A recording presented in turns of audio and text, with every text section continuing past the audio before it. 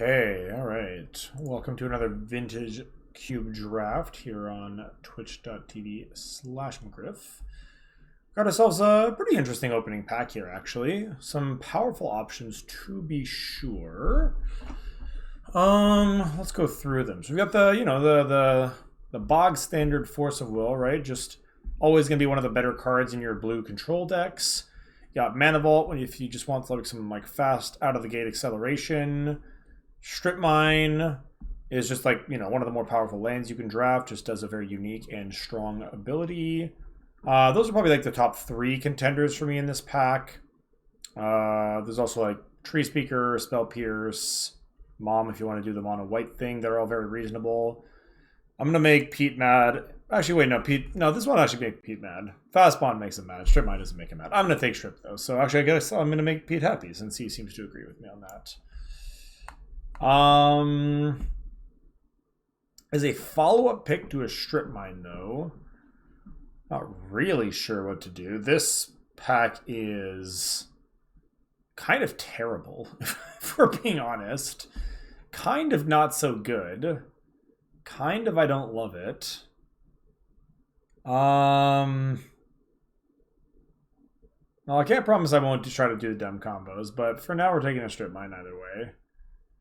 I don't like Chrome Mox. I don't like the card disadvantage. I don't think it's worth basically 2 for 1ing yourself for fast mana. Diamond is a bit better because lands are obviously lower, but you're giving up a real spell to play Chrome Mox, and in my mind that's just not good enough. I'm not a proponent of Chrome Mox personally. This pick for me is oh, man, I don't even know.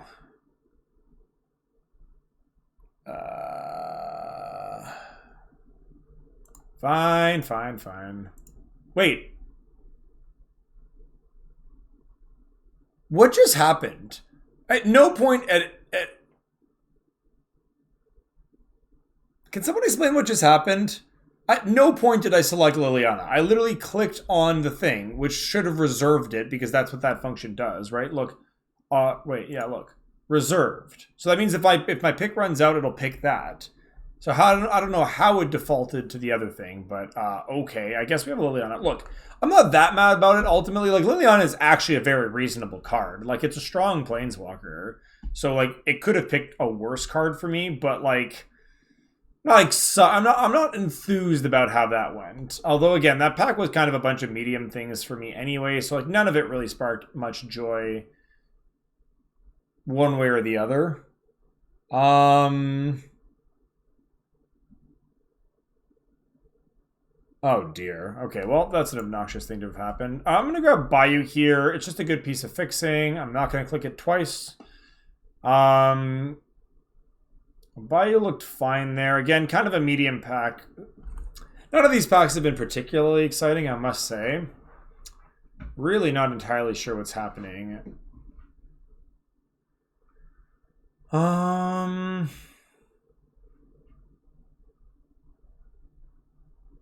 do you pick out of this pack? Tarn is the best card in this pack by a country mile, but it doesn't fetch Bayou. Nor does it go particularly well with Liliana. Ay, dude. I hate this draft so far. We just haven't, I don't know. This has been really difficult to figure out. Bitter Blossom is okay, but I feel like it could wheel. I'm going to take the Scalding Tarn just to kind of keep myself a little bit open. Just kind of try to get a sense of what's actually happening here. Because we're really kind of all over the place with these picks so far. I hate Bazaar. I do not like it. Though we did play, I don't know if you caught the draft yesterday. I can't remember now. I think you were there. But yeah, we played against an absurdly good Bazaar deck yesterday. Possibly the best one I've ever seen.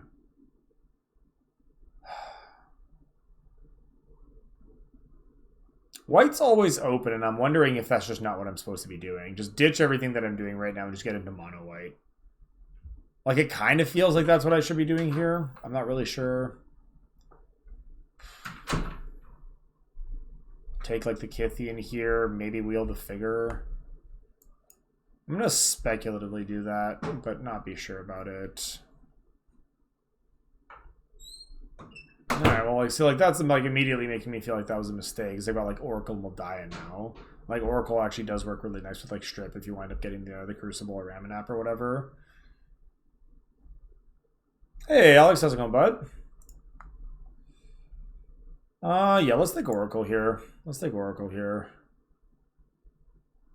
We are absolutely all over the map on this draft so far, but that's okay, I guess. Like, now Fire Ice is probably the best card in this pack. Yeah, these picks have been odd. Like, I really don't know what's open and what's not right now.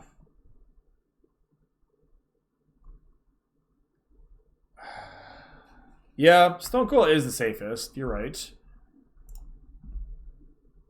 Yeah, I'm not opposed to that. It's a fine card.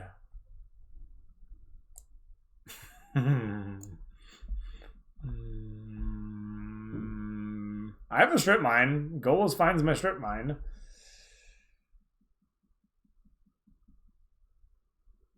I think it's like a reasonable Academy. I'm not a big fan of committing to Academy early, but this is like probably around the time where I'd take it if I was in the deck for it.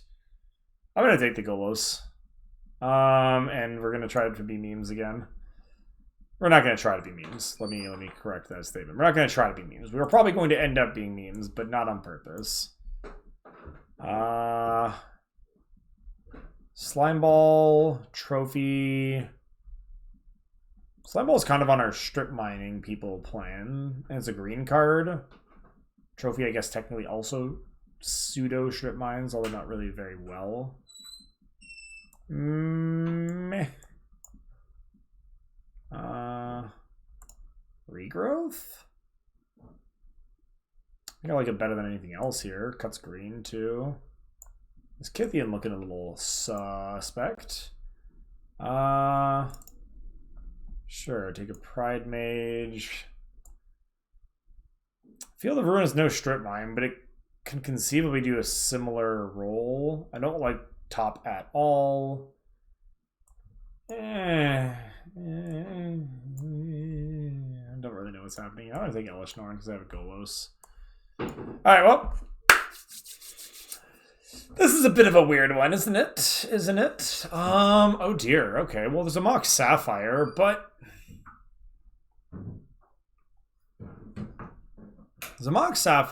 like I weirdly don't even know how good Sapphire is for this deck.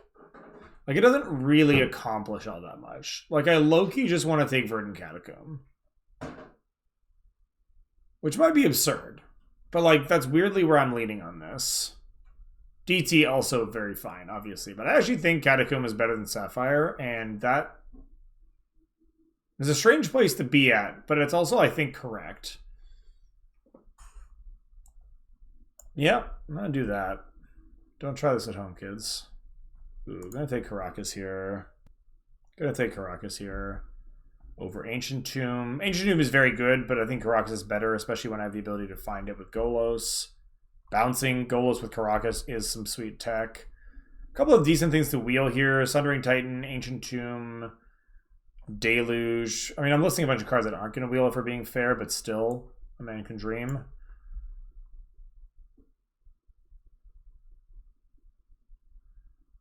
No, you're right. You're right. Like, it's not like taking the Mox would have been bad or anything. Like, far from it. I just think that there was more value in taking a fetch land when I've got, like, Moldiah and Golos and stuff like that. This could be an Omnath deck. This could actually be an Omnath deck. I'm trying to activate Golos, right? So this could be an Omnath deck. What am I taking if I don't take Omnath here? Like, actual nothings, basically? Like, the rest of this pack is just poop? Sure, let's take Omnath. I'm so sorry, Pete. I mean, like, I'm not really sorry, but I'm sorry because I know that this is causing you some level of anguish.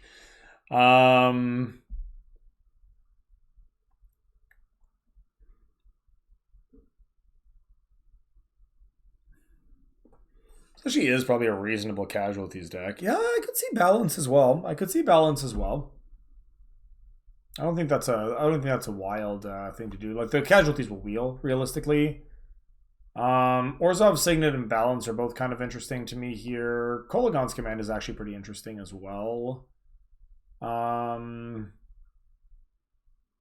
We don't have any Mana Rocks is my biggest issue with Balance right now. I think I'd rather start with a Mana Rock and wheel the Balance if we can. And if it doesn't, then I'm not going to cry about it. That's pretty close, though. That's pretty close. Scarab God. It's going to just be a Relic here, I think. That's actually, like, pretty clear cut for me. Ooh, that's very good. Yeah, I mean, Crucible is actually just the pick. We've got the Strip Mine, we've got the Oracle of Moldiah. We don't have all the pieces, but like that's starting to look like a decent little combination of cards. I would absolutely love to wheel the Windswept Heath, but I'm not going to hold my breath on it. There's a couple of stinkers in this pack that are more likely to come back for us. But yeah, we're taking the Crucible here very, very easily. Okay, now we get a Golgari Signature. Now we actually just want to wheel the Balance, because we've suddenly just picked up a bunch of Mana Rocks out of nowhere. Although, I don't know, do I even want the Signet? Because I could also take the Hallowed Fountain. Fountain is fetchable off of Scalding Tarn, and it makes it a white source, makes Scalding Tarn into a white source as well. Yeah, I like the Fountain for the mana base here. Pete's on it here.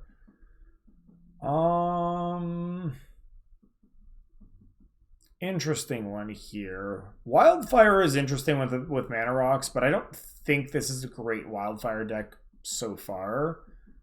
It's possible just like Thragtusk is the pick as like a good sort of mid-rangey beater thing to stabilize while I'm doing all my nonsense. I mean, I do have a Liliana in my deck, but that's also definitely not like a lock to make the deck, admittedly. Yeah, okay. I like Gideon on the wheel balance assumption. I think the next pack is the balance pack, if I'm not mistaken. Teferi actually looks kind of decent here. Also, like, Planeswalkers all play well with balance, and Teferi is like one of the better Planeswalkers in the cube. This wasn't the balance pack, I don't think. No, this wasn't it. Sundering Titan is likely to hurt us more than anything. I'm not opposed to Deluge here. It's a good stabilizing tool. It doesn't super hurt us from what I can tell, and it's very splashable. Yeah, let's take Deluge. I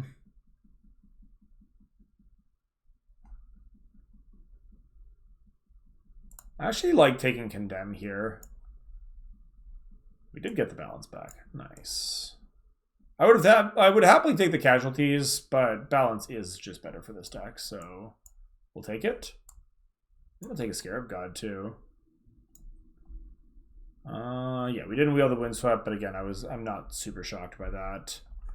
So we're essentially like Abzan splashing blue-red right now, based on what I'm seeing. This is actually not a bad land to pick up either. This is one of my weirder decks, but it's not the worst. It's not the worst. Do I piss Pete off by passing 2 Moxen in favor of a Fast Bond? Like, how do I not Fast Bond Crucible Strip? How do I not do that?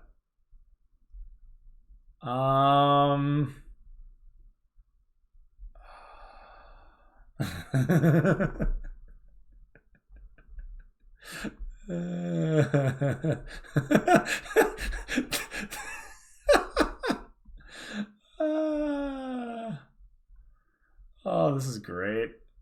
Oh, this is great. Can I wheel Fast Bond? My question is, can I wheel Fast Bond? Because I mean, I obviously can't wheel Mox Ruby, but like, I actually think there's a world where I can wheel the Fast Bond.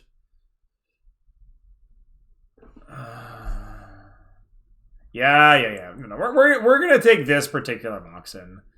I was mostly winding you up. I admittedly was thinking about it a little bit, but I was largely just winding you up there.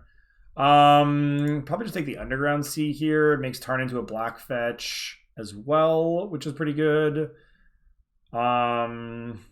Makes Verdant into a blue fetch. Yeah, Underground Sea is just great for us here. It's like not actually that close. Yeah, let's grab the sea here.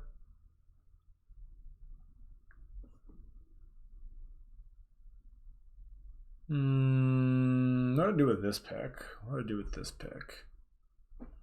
This pick's kind of like, bleh. Like, there's just nothing really exciting. Like, maybe it's just Stomping Ground. What does Stomping Ground do? Turns Tarn into a green fetch. Turns Verdant into a red fetch. Yeah, we're probably just going to keep taking a bunch of fetchables. Like, we have a really nice fetchable mana base right now, so I think just continuing to take good fetches is just nice. Or good fetchables, rather. Wheel, Birds, Ugin, Lotus, Knight of Autumn, totally respectable as well.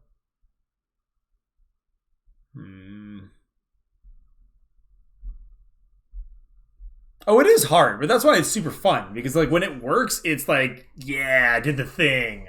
Like it's just a very satisfying thing to like get to piece together because of how much work you have to do to get there. I don't think I need to take Ugin here. I think I'm just going to take the Birds of Paradise, honestly. I think I'm like quite fine with that. Wheeling Lotus would be totally reasonable as well here. Probably similarly going to take the Mana Elves. Like Primus again is whatever. Think it's bad. Reaches might wheel. I'd play it if it wheeled, but it's not great. Like Razor Verge is decent fixing for me, obviously. Like it's good. It's like, you know, kind of like my two primary colors more or less. But I think just taking the Mana Dorks is going to be better in the long run for me. Monastery Mentor is interesting. So is Kaya. Kind of like Kaya here. Although Kaya is more likely to wheel than the Mentor. There's also a Dismember, and I am somewhat light on removal.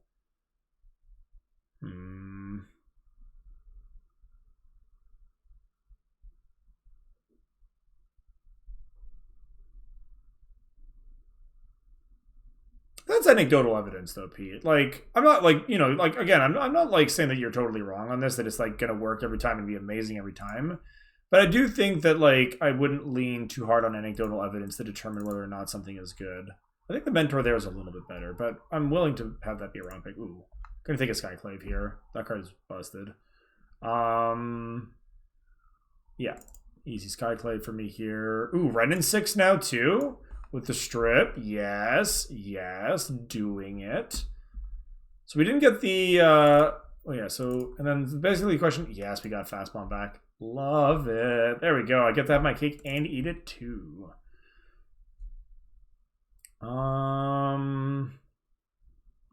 Sideboard Disenchant, I suppose, is fine. There's nothing better than anything else here for me.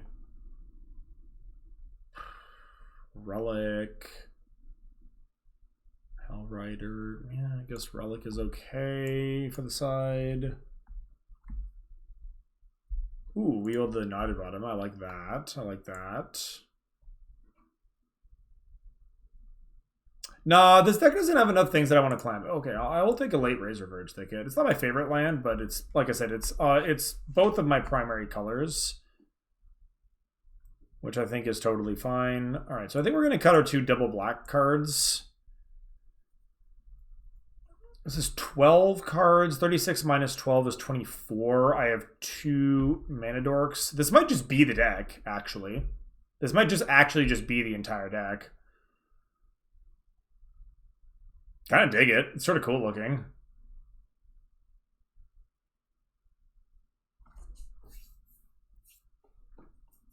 Probably don't want to play Field of Ruin. I think just Strip Mine is going to be good enough. Dang, it's a late Visions, honestly, but not taking it. I mean, I'm taking it, but I'm not playing it, is what I meant to say, I suppose.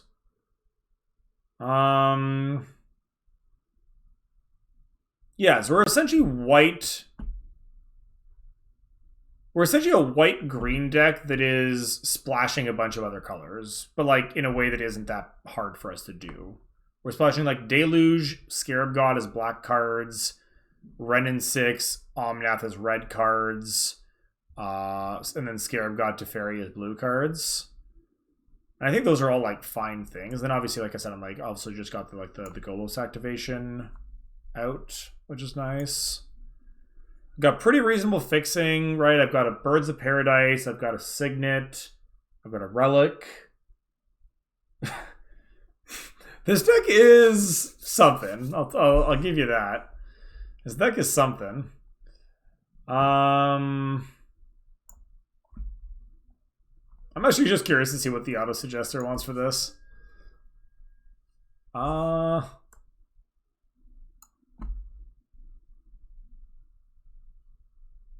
It only wants me to put 3 lands in this deck. That's a weird thing in and of itself. That would only take me up to 15 lands. Does this deck... Do they really think I only want 3 lands? What? Why? Why? Moto being very ambitious on my behalf. 1, 2, 3. Yeah, that's strange. Like, I thought it was like literally programmed to like fill you out to 40, so I don't know why it's glitching like that, but whatever. Okay, let's do a little bit of color sorting. Sort by color. All right, so I have 1, 2, 3, 4, 5, 6 white cards. 1, 2, 3, 4, 5, 6 green cards. These are green and white, so that's whatever. This is a white card. This is like a white-green whatever card. This is nonsense. Black card, 2 blue cards, 2 red cards. All right, and then colors-wise, okay. Let's go by the numbers. Okay, 1, 2, 3, 4, 5, 6, 7 green sources right now. 1, 2, 3. Only 3 white sources. No, more than that. What am I doing? 5 white sources. Does Verdant fetch a white? I don't think it does, right? I didn't wind up getting like a Temple Garden or whatever. Yeah, so Verdant doesn't actually fetch for white. Bit of a shame, actually. So what was it? 7 green. 7 green, 5 white. So that's mostly what I need to account for here. So we're adding basics. I want to add probably at least 1 green source, 1 white source. I definitely don't think I need more blue sources than I have. Like, I'm pretty sure I'm just good on blue. I have Fountain, Tarn, Verdant, and Underground. Yeah, so I definitely don't need a basic island. That's egregious. Probably want to just do like this.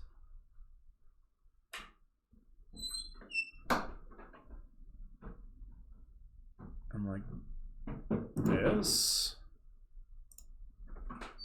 Gives me 9 green, 7 white, and like a bunch of random miscellaneous others. But also like good fixing, meaning that I can usually have 1 or 2. I do have a couple of cheap double white cards, more than I do green, but I also want green early so I can cast my other things. I think we should be okay here.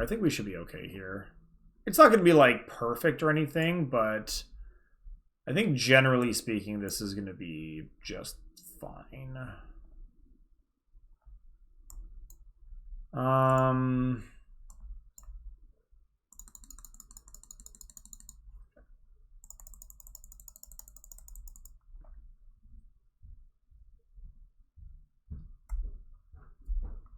All right. Yep. This is a deck that we have chosen to draft. That's a pile. We will see what happens. We'll see what happens with this one. My goodness. All right.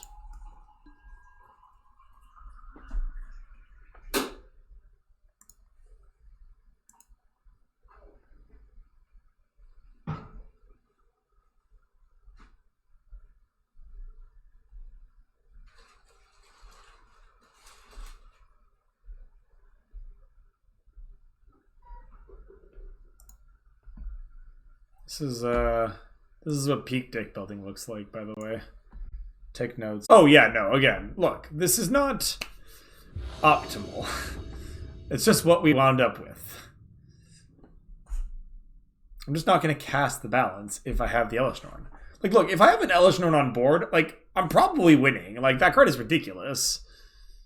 So we'll cross that bridge when we get to it. I don't know. The sand's nice, actually. Sand's, like, not bad at all.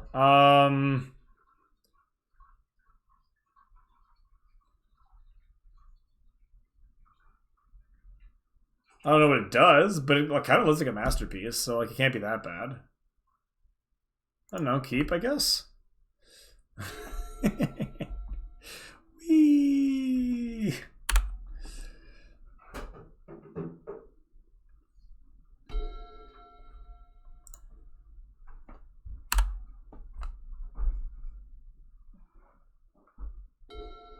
I'm not gonna run out the strip mine just yet. Recall, huh? Alright. I guess we're dead. Guess we're dead.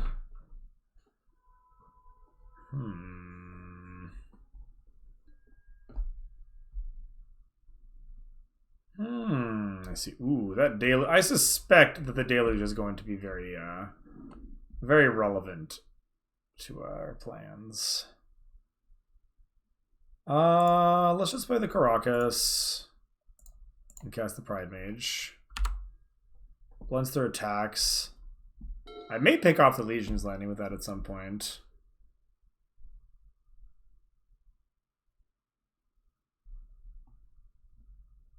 I suspect we have a lot of those, Pete, if it makes you feel any better.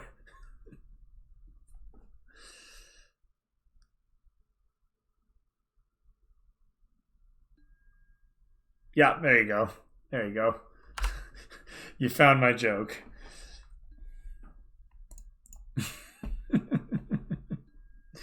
This deck is beautiful. I will hear nothing against it. Any criticism of this deck is objectively just lies and slander.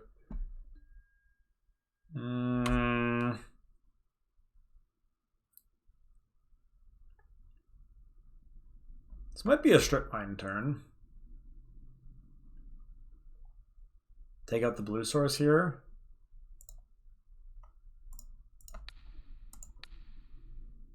Not really doing much else anyway. Okay.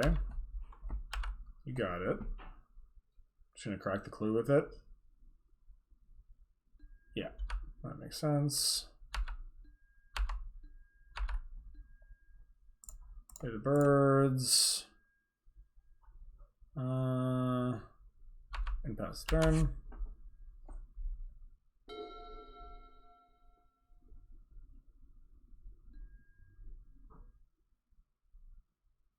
Yeah, no, it wouldn't be 7. It'd be probably close-ish, but it wouldn't have been 7.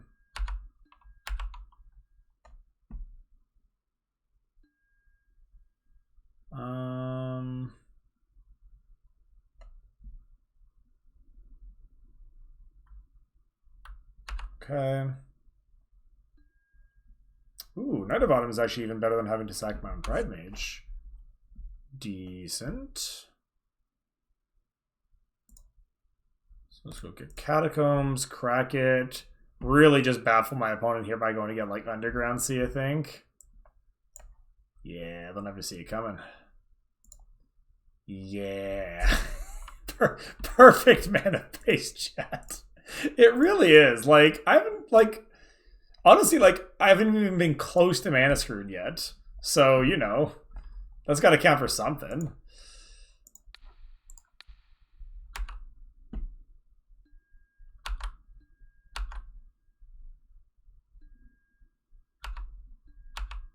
I'm still just, like, sandbagging this deluge.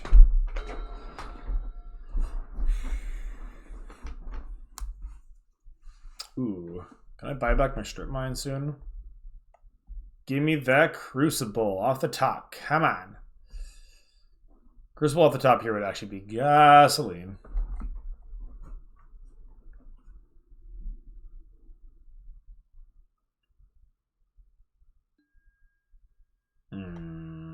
That one's a problem. That one is admittedly a problem. Don't know how many good answers I have to that card. -6 to exile a non-land. This is dies. Yeah, so that wouldn't work against the exile. So I'm being attacked by the lifelinker here. Oh, okay, sure. Yeah, they don't want to, like, send in.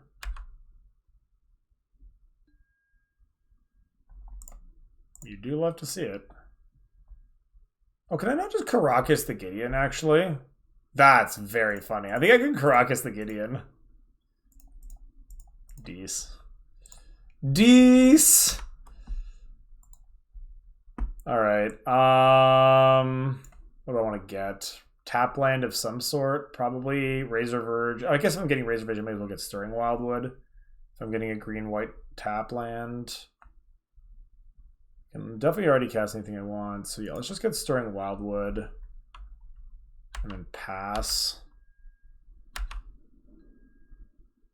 Also, land drop next time lets me cast Elesh Norn, which should just be, like, kind of great. I'd be in for that. But if I miss the land, then I get to go Scarab God plus bounce the Gideon. Judgment. Alright, well, rip my Golos, I suppose. Yeah, they're doing it while I'm tapped out of Karakas, which is like the heads up play here. Alright, well, I will not get to live my glorious Golos dreams, but that is okay. That is okay. Sure.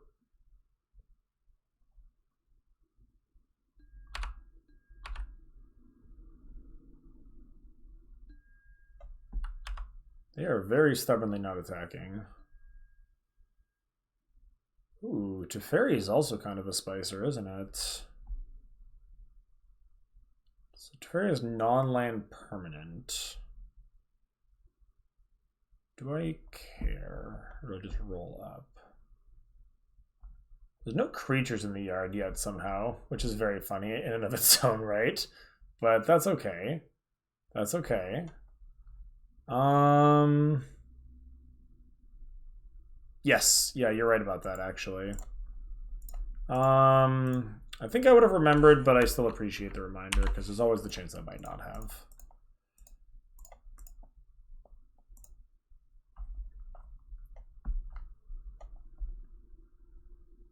You have a counterspell? Spell Pierce? Pierce would be annoying. Okay, whatever they had, they didn't have it. Or they didn't actually have it. Or whatever they thought they had, they didn't actually have it.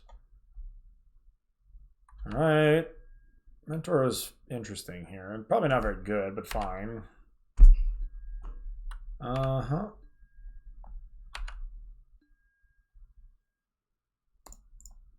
Let's untap. 1, 2.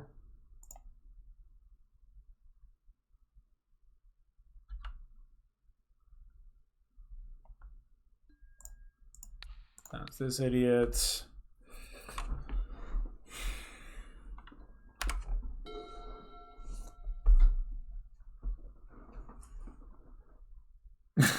This deck runs a lot of things. Is an accurate statement of affairs. You're not wrong. Come on, one land, and I get to just absolutely ruin my opponent's day. Ooh. Well, rip Teferi. That is in fact exactly 5 damage. Dang. Alright. Fair enough, opponent. Well met, etc. Come on, give me that land. Let's go.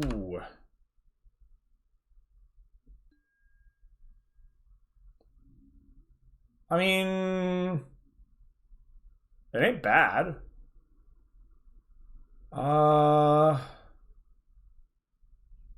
Somehow there are still no dead creatures. What is happening? So do I just go for the 6/6 reach? I guess I do. This is fine.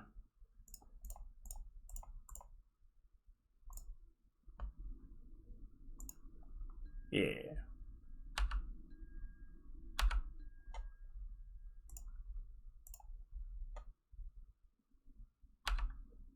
let's attack the Elspeth. Just to keep her a little bit under pressure. Sure. Alright, there was finally a creature in the graveyard. It took like 8 turns, but we got there.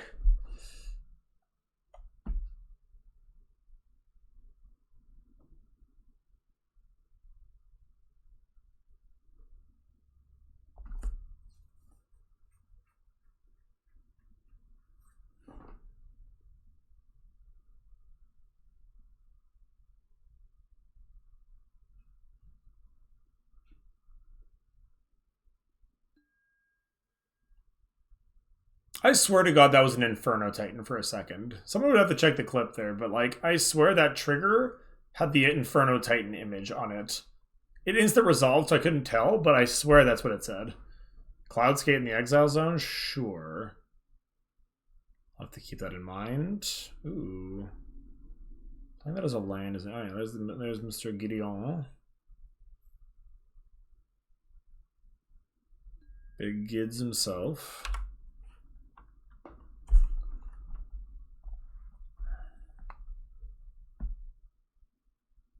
Land. Yes. Yes, I would like to pay the 2.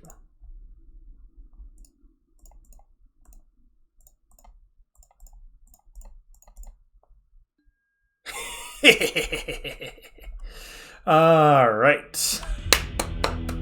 Easy.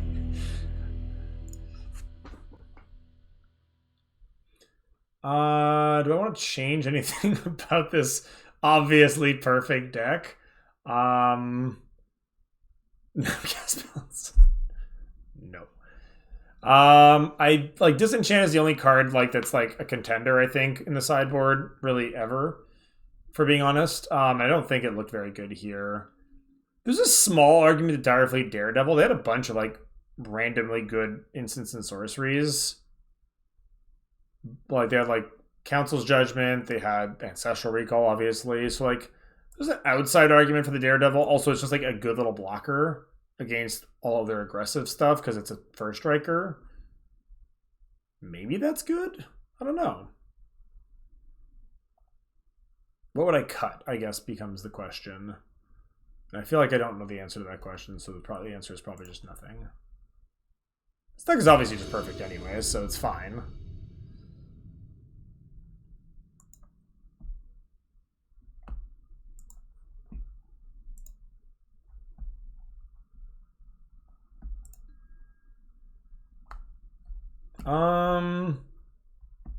It's a keep.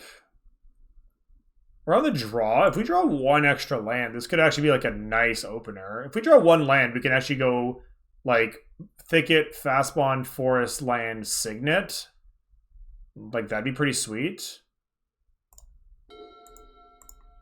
Yeah, 1 land makes this hand kind of go off.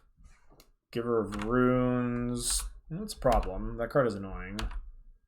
Land. Yes. Alright. Having ourselves a little turn here. What should call a little turn,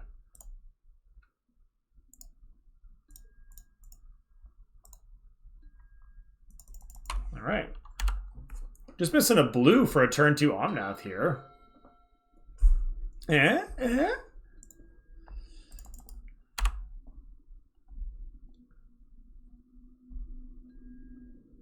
Boo. I'm gonna hold on to the Mox Ruby. I have no strong reason to run it out here. I wonder if I just play out the Knight of Autumn as a 4/3.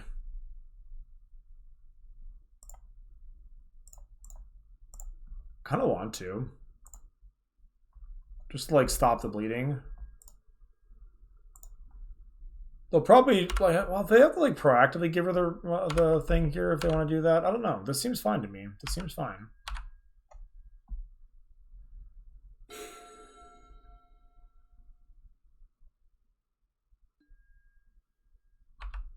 Okay. Would like to draw my Deluge sooner than later.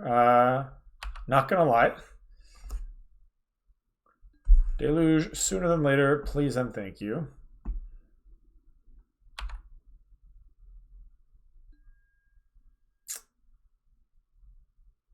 kind of breaking off here, but you know, that's the price you pay for building abominations like this. It was not an Inferno Titan. That's so weird. Yeah, I wonder why. I wonder why my brain like processed it that way.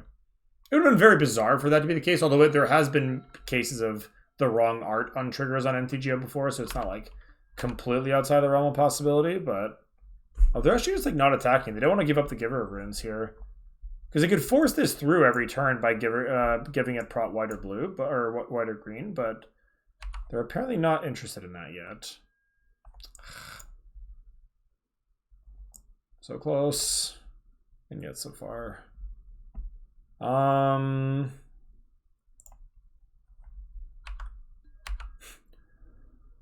Just one beefy knight against the entire whole world. All I need is a strip mine, and we get to go to town. All I need is a strip mine. Cloudskate. Uh-oh, that's so much damage. That's so much damage. Rip. Yep.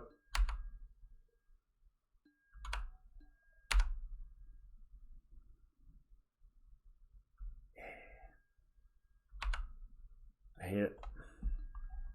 Alright, let's condemn. Oh no, condemning is actually bad here, because it can just give whatever I try to condemn protection in response. Let's be honest, chat. We're probably going to lose this game. Unless I can rip Deluge off the top, like literally right here, I think we are going to lose this game very easily. Yeah, that doesn't change the equation, unfortunately for me. Alright, game 3 it is.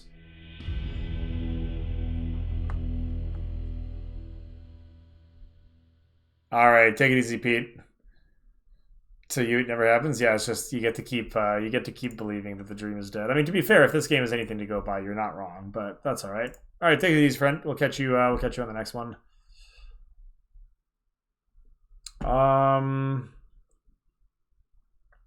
Yeah, I mean, sometimes you just don't draw lands, or at least not lands in the colors you need them to be, and you die against your opponent's aggressive deck on the play. I would like to play first. Oh, now this hand is a hand. This we can work with. This we can work with. Yeah. Mana Elf on the play. Strip mine your first land. Keep going. This hand wants a blue source again more than anything in the entire world, but we will manage. Okay, so if they didn't have a turn 1 play that turn, they probably don't have a turn 1 play next turn either. Right? That stands to reason. So we can just kind of like gain ourselves a little time walk, a little pseudo time walk here. Could I have that island, please, opponent? I would like it. Game. Game!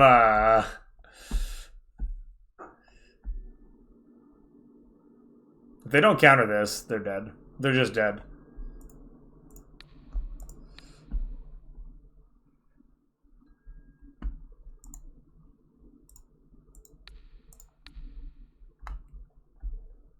Oh, baby. You do love to see it. All right, yeah, there's the recall. Sure, sure, sure. You got it. You got it.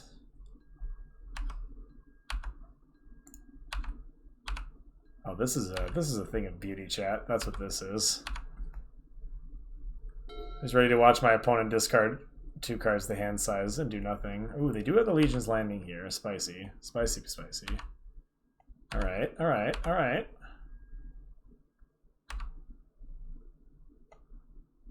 Only 1 card to hand size. Ooh, BOP is a very, very good pickup for us. That's yet another thing that is mana, but without actually being mana. Get rid of that one. And then we do this. And then next turn I can actually just cast Omnath, make a... Yeah! All right. All right. Chat, is this deck broken? Did we solve the format?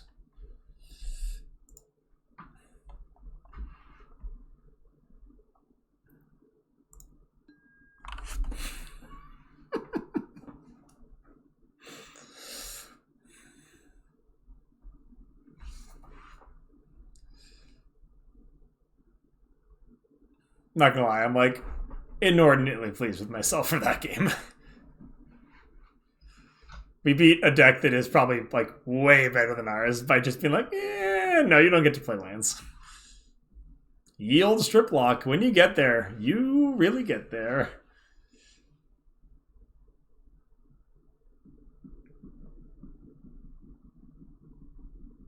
You do love to see it. A little faster than 20 turns, Kiza, if I do say so myself. Just saying, just saying.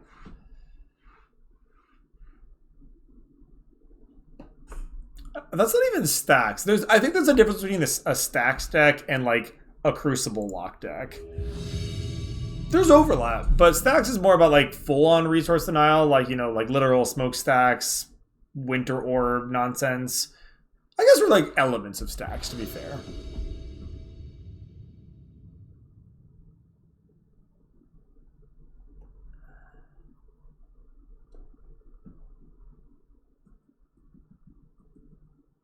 No, I definitely agree with you, Alex. Like, as much as I'm memeing and everything, like, I actually think that this deck is actually reasonably strong. Like, all things considered. Like, it obviously has its fail cases, and there are going to be times where it just literally doesn't do anything. But I think that it has very good mana, as you said, and yeah, enough spells that I can kind of like buy myself time to get to all my doofy long game nonsense. Yeah, no, memes aside, I think this deck is actually kind of sweet. Yes, I would definitely like to keep this hand. Would I play a 2-drop Stonecoil Serpent next turn if I don't draw an untapped land? Like, I would definitely play a 3/3 Stonecoil, but the question is, would I play a 2/2 Stonecoil? Watery Grave. Okay. Thoughtseize for my birds there would have been like kind of crap, but I'll take an untapped grave here. Okay. Still need to draw land, but this is still fine.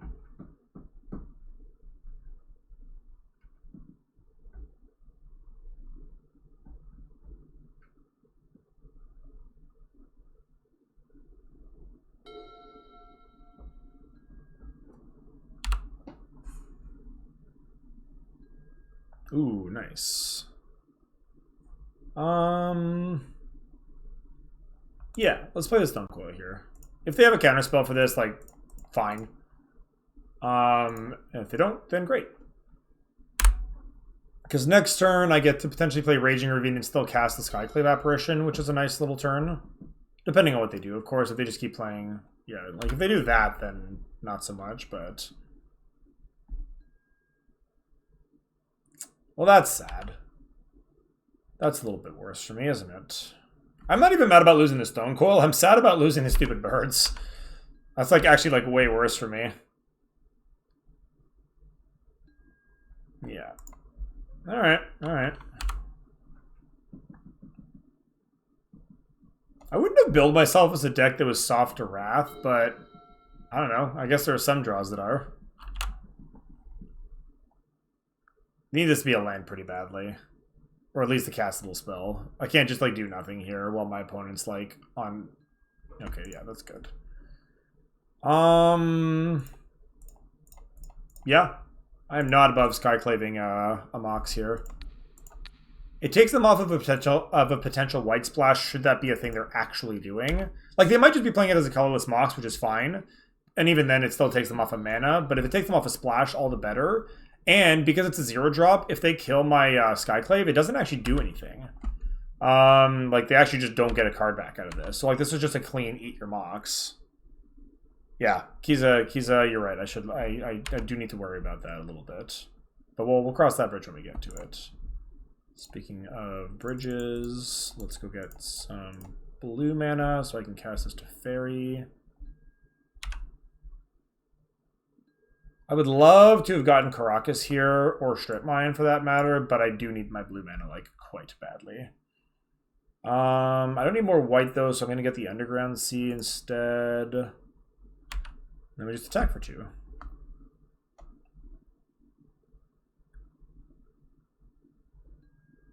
Oh yeah, Teferi will likely get countered, but I can always try not to as well.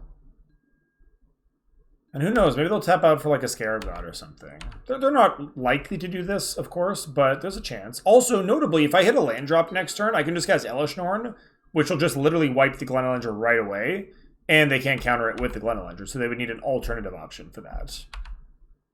Attacks. You're not blocking, realistically, so yeah, attack makes sense.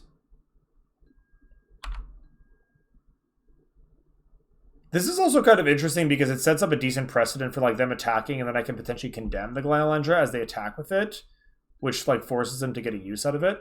Oh. Oh my. Okay. That's fine, I guess. Taking out your own Glenelendra, or like taking off one activation of your own Glenelendra here is a choice. It might be the correct choice, but it's like definitely ballsy. Okay, what do we have?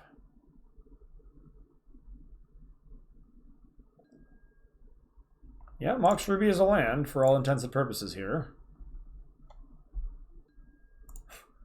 Wonder if they'll regret not countering that. They might have an actual counterspell here. They have double blue open, so it's possible. But again, yeah, no. I was gonna say if they don't, then they're in kind of a lot of trouble. So yeah, works for me.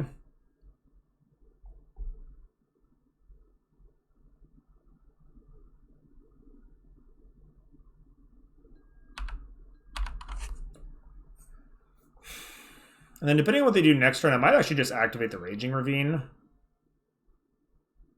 Sequa, let's see. What's going on here? What's going on here? Dig through time. Taking the turn off? I'm in.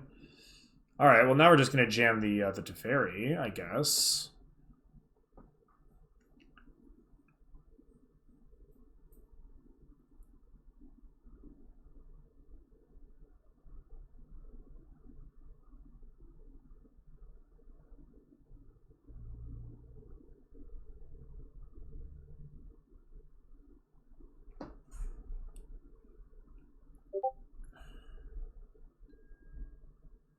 Alright, land is whatever here. Okay, so if I activate Raging Ravine to 3/3, that becomes a 4/4, which is actually a 6/6, so I can put them to 3 this turn, uncontested.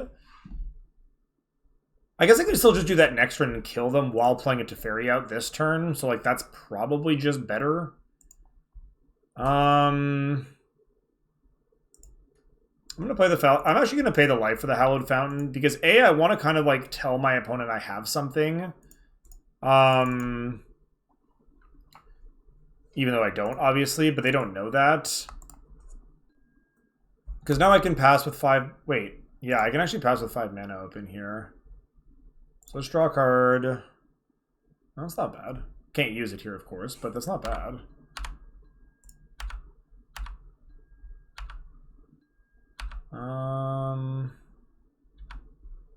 Yeah, so now I get to untap that.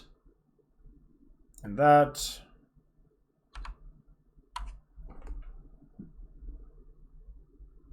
So now I have like 2 huge problems that my opponent needs to deal with, and they only have 5 mana. They have the 2 best cards that they could find in the top whatever. Oh, interesting. That does not do what you want it to do, opponent. Because I can just target that with Teferi and it'll just die. Oh, I guess if they kill my Elesh Norn first, though, that's lame. Kill spell here? I'm assuming. Counter, like, clone my thing and then kill it. What we got?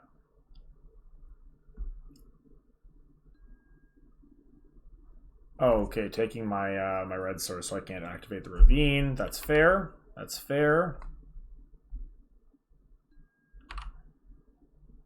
So it's not going to work out great for my opponent, though.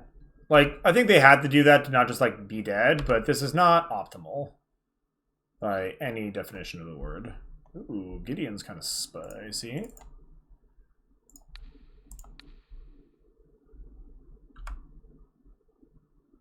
Uh-huh.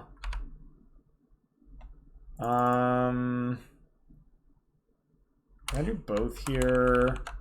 1, 2, 3, 4, 5, 6, 7.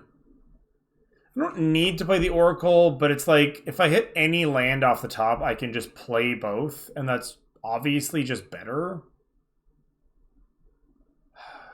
It's probably just greedy to do that, though, unfortunately. So we're not going to.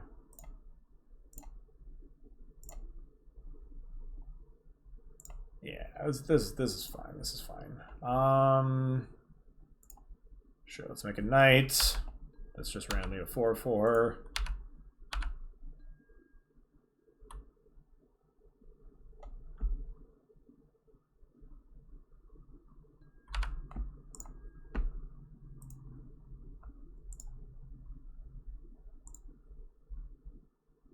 Oh, I don't know. We picked one up like near the beginning, actually. I think it's one of the original cards we drafted. Yeah. I agree with your assessment about the Oracle. But yeah, I don't know. It's yeah, I think it was like the 5th card we picked. So it was probably just at the back of the pile the whole time I was drafting. You may not have noticed it. Alright, Chupa Chup is annoying. To be sure. It does die though, which is kind of amusing. Yield state-based effects and all. Hey, they didn't realize it. Oh, maybe they didn't think about it. Yeah, no, we picked it up because we already had a strip at that point. And I was like, all right, we can get a soup going now. All right, I mean that went well. I don't really know what else to say to that. I'm kind of wondering, yeah, like it kind of seems like killing that Mox might have hurt them really badly. What a great deck this is. What a great deck this is, chat. This is amusing. Oh man, I've been trying to like do well with the Golos pile for like this entire cube and haven't really gotten there. This is definitely the closest I've gotten yet. To be clear, like let's not count our chickens just yet. I'll feel better once I clinch this match.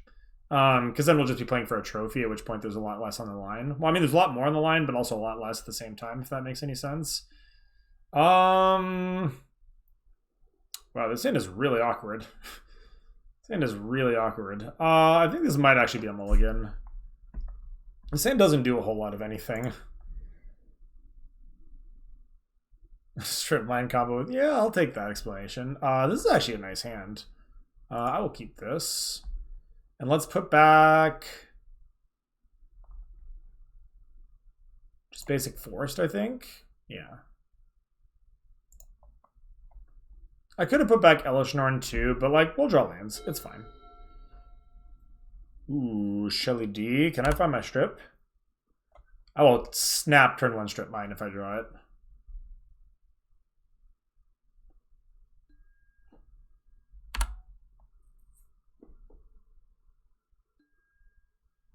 That ain't strip mine, but it's pretty good. So I was going to play the Hallowed Fountain, but now I actually want to play the Verdant Catacomb. Because I want to give myself outs to casting the Red and 6 next turn if I can. Which also means I don't think I'm going to fetch this turn unless I'm forced to.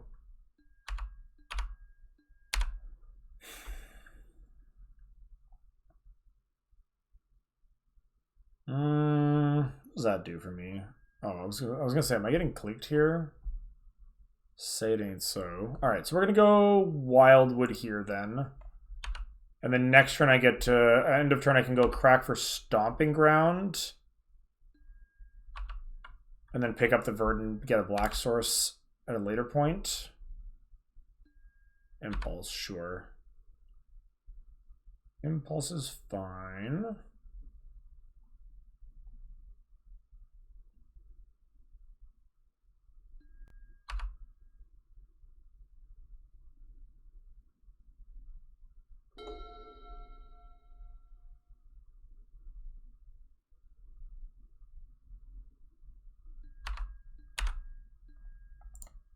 Yeah, so let's go get a red source here.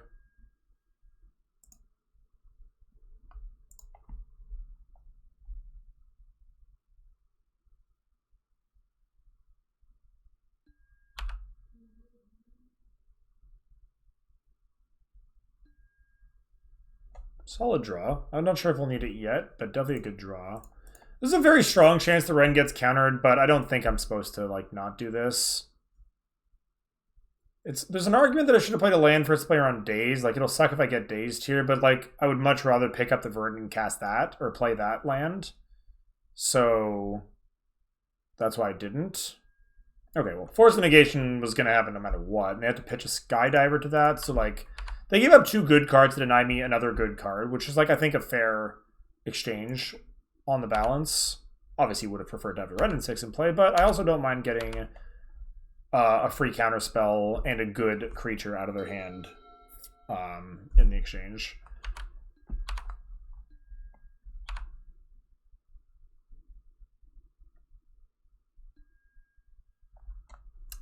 Damn.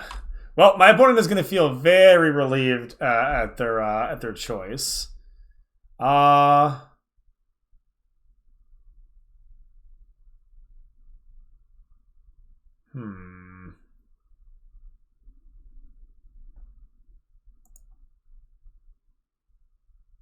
They're not there yet, so I'm just going to activate the Wildwood and attack here. If they have a kill spell and they want to kill my Wildwood with it, that's, like, not the worst for me, I don't think.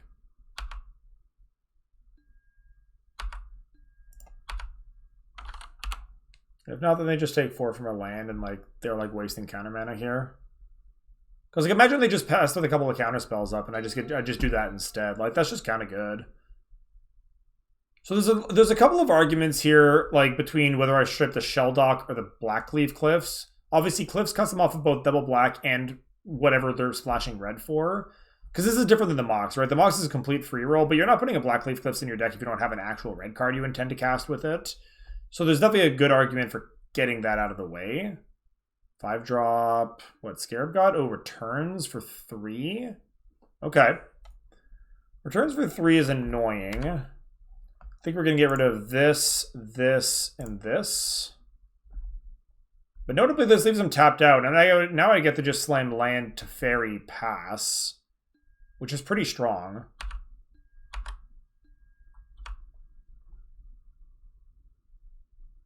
Unless they have a Force of Will here or whatever, but, like, yeah. So check this out, right? Because of the way that Teferi works, this is, like, actually kind of sick. Because I get to play Teferi, draw a card. I'm going to stop on my own end step. And then I get to untap 2 lands, one of which is just going to be Strip Mine, and then I get to still strip them this turn.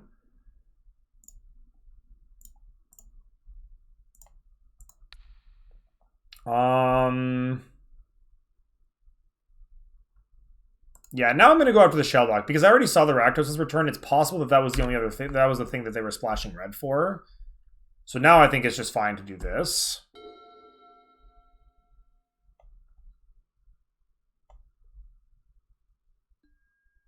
Ooh, that's a good one. Unfortunately, I cannot bounce Teferi with my thing. So yeah, they do get... Alright, I got very punished there. I made a judgment call, and obviously my call was wrong. They have more than 1 red card. So if we do have to go to a game 3, I know to respect that now, if nothing else. Land? I haven't drawn very many. It's not unreasonable for me to draw one here. That's fine too, honestly. That's fine too. I can just go Relic into Pridemage here. I mean, they can counter this, but, like, if they do, whatever. Relic into Pridemage. They've only got 2 cards left of note.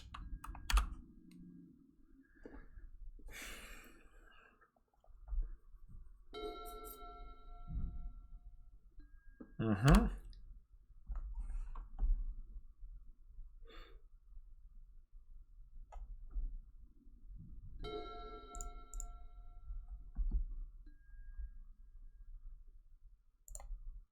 Play the Bayou. I'm gonna go to combat here, attack them for 3. Because I want them to use their mana, like, as on a removal spell first, if they have something like that. Because that could reduce the chance of them having a counter spell for the Acidic Slime. Doesn't look that they do, though.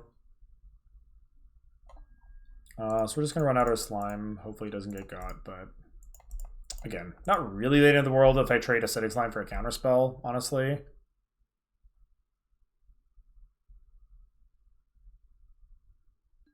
Alright.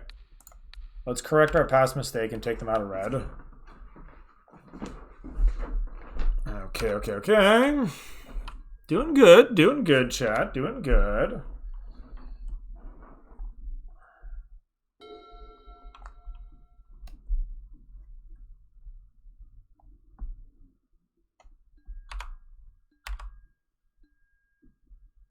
Just pump up the relic.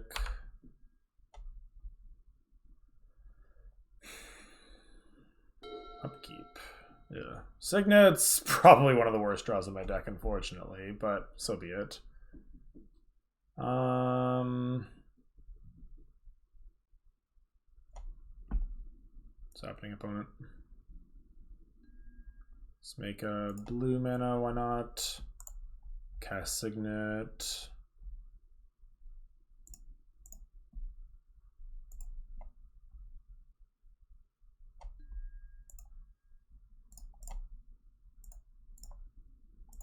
Activate the Wildwood. Attack with all.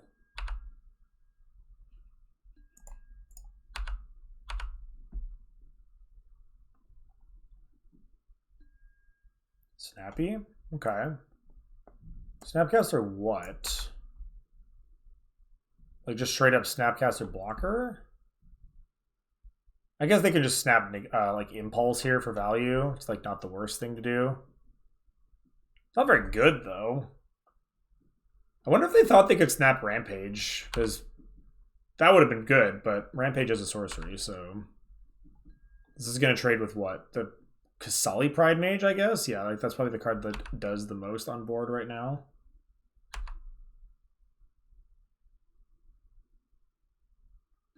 Alright, so opponent goes to 9 here. Casting the Impulse, fair enough.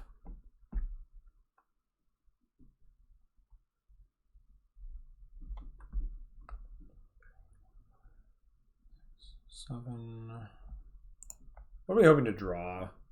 Scarab God would be good. Gideon would be good. Crucible is probably one of the best draws I have, just because it allows me to start just whittling down their resources.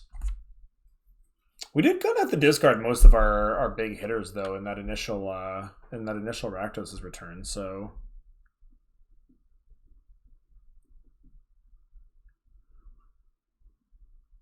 I actually drew another castable here. Sikwa. Oh, they found the dig through time. Nice. That's not bad. That's not bad. If anything is going to buy my opponent back into this game, that's probably it. They just got to look at a lot of cards and make some very informed choices. So we shall see.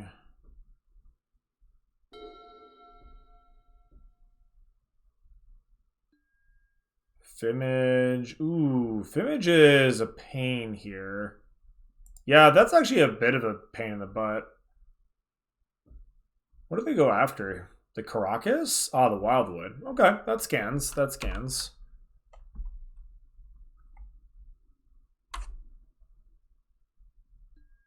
And a Glenalendra. Okay.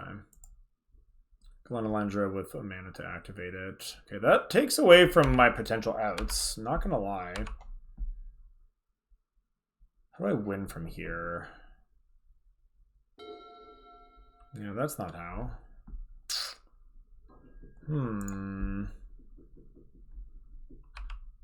String Wildwood would be actually like a pretty decent draw, as long as I draw it sooner than later. Scarab God. Scarab God is, I think, the best draw left in my deck at this point. Wait, have I drawn Golos? No, I haven't. So Golos is actually a great draw for me as well. Never mind. So I have a couple of very good draws. I'll trade this for half of Glen or for a Fimage. I don't really care either way. Yeah, this is fine. This is fine. Yeah, so Golos and Scarab God, I think, and like Ravine, I think, are the best draws for me here. 1, 2, 3, 4, 5, 6, 7, 8. So if I do draw Scarab God, I wouldn't be able to activate it in the same turn, unfortunately, but that's fine, I guess. Take 2 here, I suppose. Oh. Forgot to check the luck again, but luckily I don't think it's going to matter. Fast Bond's interesting. I really don't mind feeding Fast Bond to the Glenelendra. They probably won't counter it just because it doesn't look very good on board right now, but we have a lot of time. We have a lot of time. Badlands? Okay, so they've got the red mana again. That's unfortunate.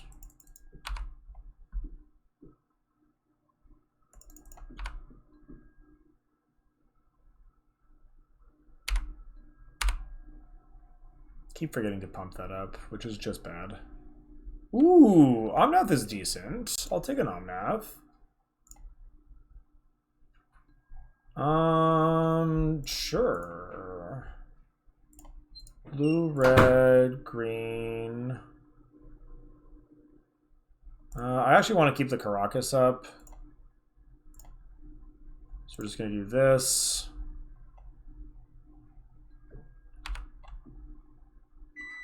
Because now I can just bounce that. Hello. Okay, yeah, these are some good draws. These are some good draws. We take those. You know what? I'm just going to do this right now. There's literally no reason for me not to. I'm just going to forget otherwise, and it's going to be annoying.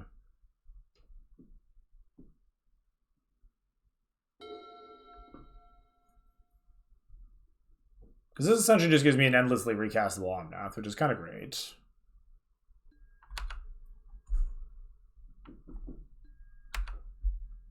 I don't think they can attack anymore. Not unless they have removal. Okay, I guess they do have removal.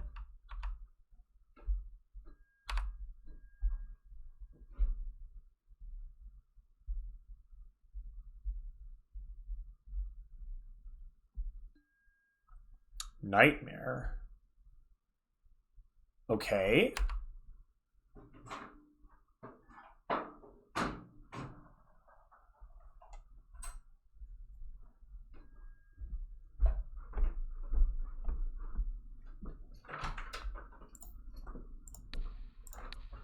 Just gonna do this in response.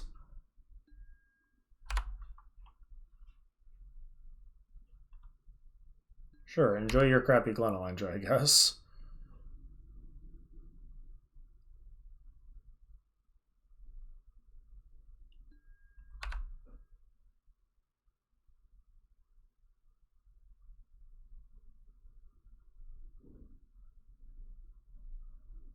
The Dillion Click? Why are you on my upkeep right now? Balance? Balance, you say? Oh, baby. Oh, this is gonna be good. This is gonna be good. So they have to sack. Oh, no. Balance isn't actually as good as it looks, unfortunately, because of the Glenelendras being a thing. Do I do it anyway?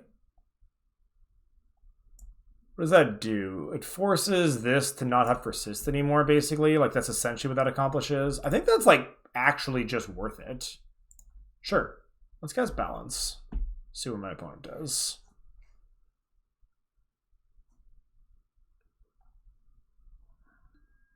Mm-hmm.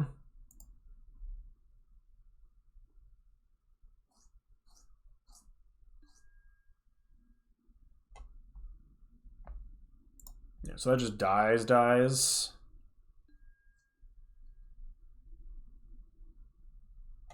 And then I go 1, 2, wait. I go 1, 2, 3, 4, 5, cast Golos. I know one of their cards is Recurring Nightmare.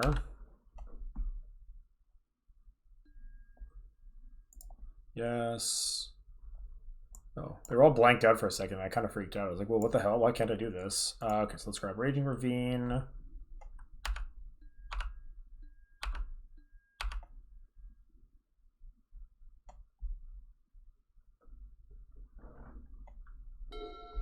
So they can't actually do the Recurring Nightmare thing here, which is very funny to me. Like, that just actually won't do anything. Wow, actually attacking, huh? Okay. Are they just doing this, like, by a turn of not dealing with Golos?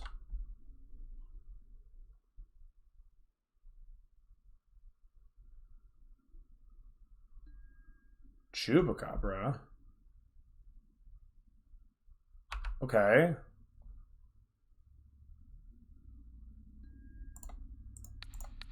Deal. I mean, you gotta do it, I guess.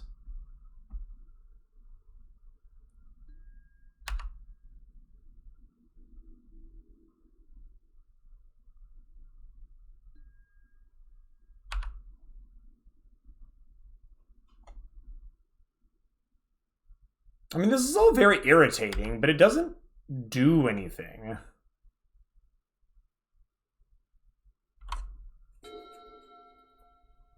I can't block. These things fly.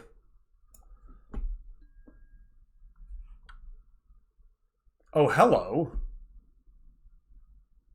Oh, hello. Okay, so I need to be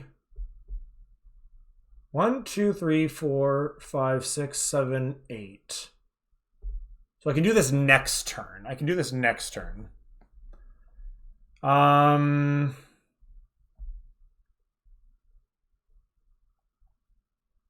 So what do I want to do here? Here I want to just cast Golos again.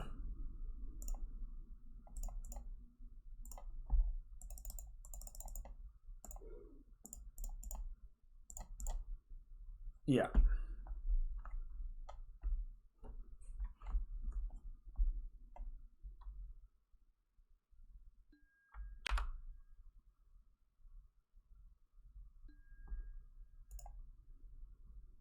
Now I want to get Razorverge Thicket because it's coming to play tapped land.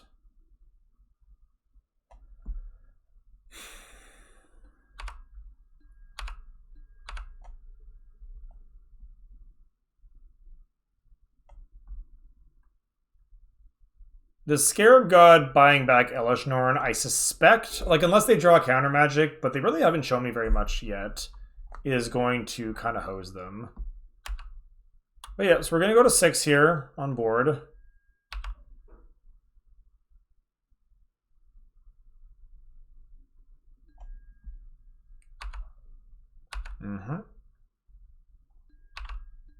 Then they're probably going to try to do some more recurring Nightmare loopy stuff, try to keep my Golos off the board here.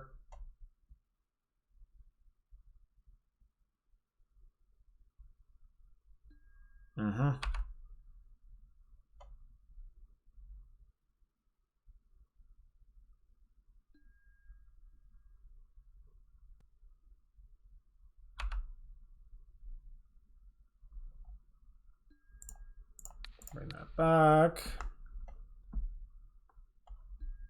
I'm just going to tap this now before I forget, because I do want the extra blue.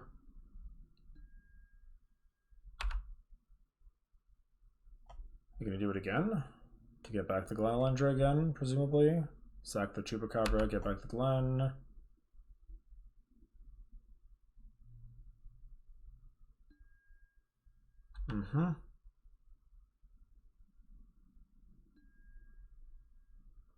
Okay.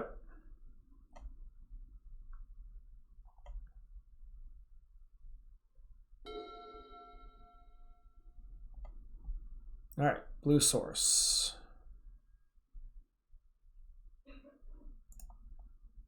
All right, so your green, filter that into black, white, keep the blue, cast Scarab God. So basically this comes down to if one of their other cards is just an actual factual counterspell. If it is, then my plan is a lot worse and I might actually just die.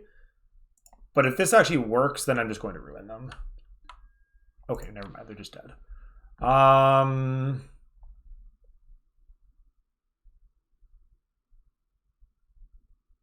Yeah, this is just gonna be game. Yeah, so blue, black,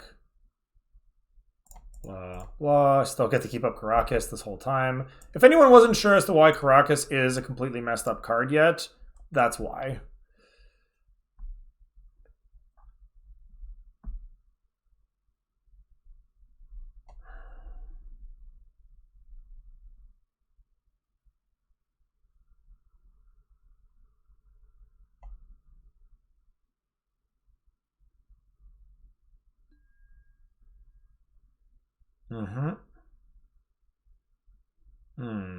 Should I have played around this? Oh, I can play around this. Easy game. Okay, yeah. This is worth it because it gets rid of their thing. That's 100% worth it.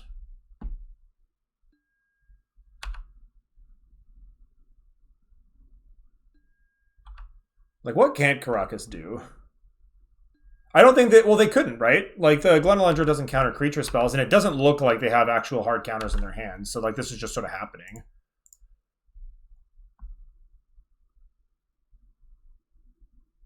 Oh, I goofed. Oh, no. Oh, no, no, no, no, no, no, no. I goofed. I didn't realize that it would keep the trigger. Why does it work like that? Why does it work like that? That's ridiculous. It's not Scarab God anymore. Is it this card? It wasn't the Scarab God anymore. Why did it go back to their hand? It's a different card in the graveyard. That's extremely bizarre to me. I'm not sure that that's how that's supposed to work. Oh, yeah. Also, Alex, good, fair point, but use they please. Just because you don't know. We don't know. But yeah, I'm more just kind of trying to understand why that happened. Like, that doesn't seem to be how that interaction should function to me. Like, at all.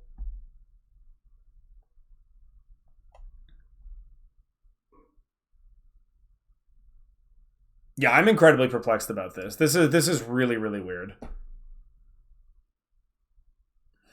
I don't know. I don't think that's how that's supposed to work. Like, the wording very clearly says when the Scarab God dies, not when this card dies. Which means that once it's in the graveyard and it's Phantasmal Image, it's not the Scarab God anymore. Which means whatever memory trigger existed exists for a card that no longer exists. And it shouldn't have worked. That's... I don't know. That's irritating to me. That's quite irritating to me. That ain't right, as far as I'm concerned. But what am I supposed to do about it? Clearly, the client disagrees with me on this one. Okay. So what can I bring back? I can go... I can actually bring back a couple of things here.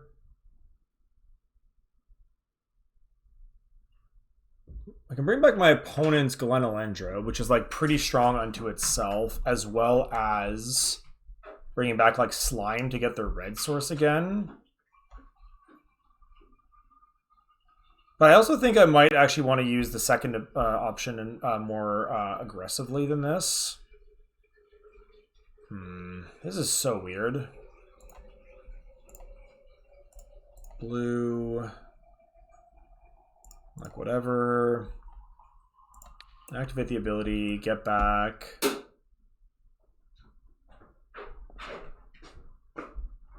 Yeah, I think I just get back Glenelendra Archmage here.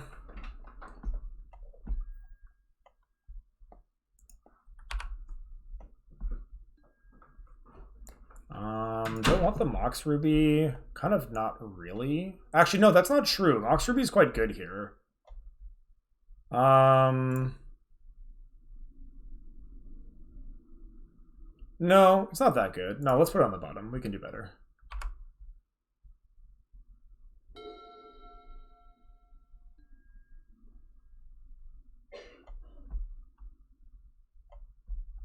Yeah, so here we're just going to relax.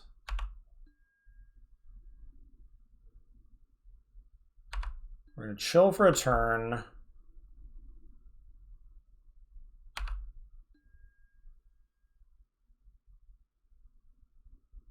Wait. Yeah, I'm going to bounce a DOT. I am going to bounce a DOT. I do believe that's like actually correct. This is so weird. The question is, do I want to play the Gideon? I don't think I can do both. Not without tapping out of Glenelendra, which I don't think I'm supposed to do here. So we do this. And then this.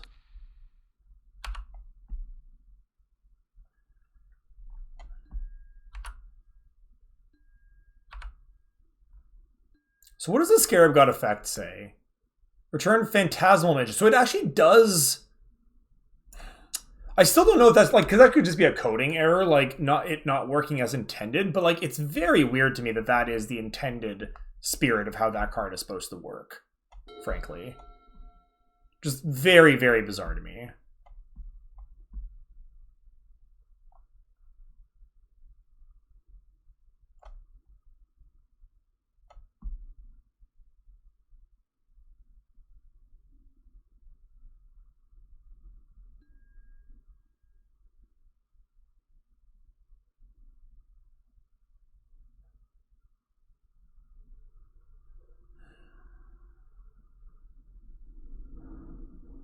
So if I counter this,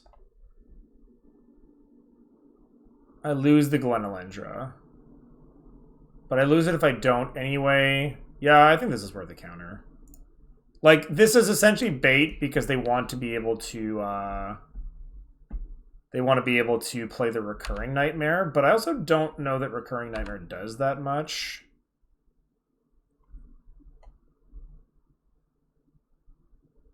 Because the only card they have to recur is the Fimage, which they're going to get back, so they're kind of losing value there anyway.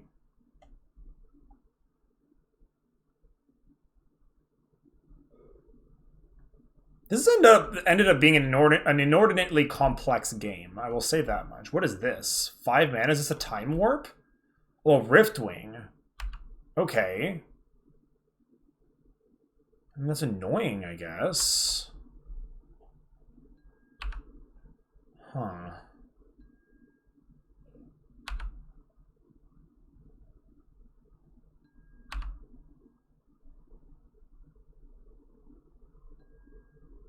Go to 2? Oh, crap. Am I going to lose this game? Riftwing was a really good last card for them. Well, I guess it's not even a last card. They've been drawing a lot of cards here. Jeez, what a ridiculous game this has been. Condemn is actually really nice here. No lie. Okay, so 1, 2, 3, 4, 5, 6, 7, 8, 9. So I can go exactly Omnath into Golos, gain 4. And then what do they do? Alternatively, I can Scarab God, bring back Skyclave Apparition. 1, 2, 3, 4, 5, 6, 7, 8, 9. No, that doesn't do enough. I need to bring back something that gains life, which I guess Knight of Autumn would do. Is that what I'm doing here? This is so weird. I think what I'm doing this turn is just going literally just Omnath into Golos, hoping that they don't have something that can like completely ruin me in the next turn, and then we kind of just go from there. But this is tight. This is really, really tenuous. Yeah, like that's kind of whatever. Cast the Golos. Okay. Yes. Then I want to get my other blue source here, I think. The more blue sources I have for Scarab God, the better. So I gain 4 here. Okay.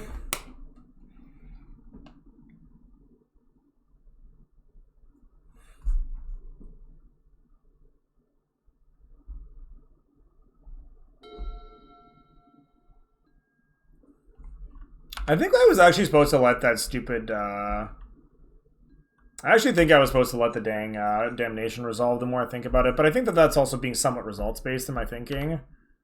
Like, I didn't know that any of those other things were going to happen, ultimately.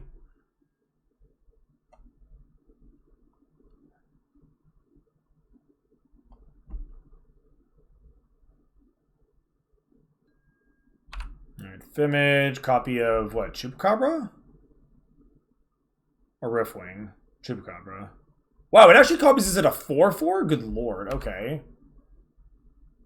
Okay. Sure.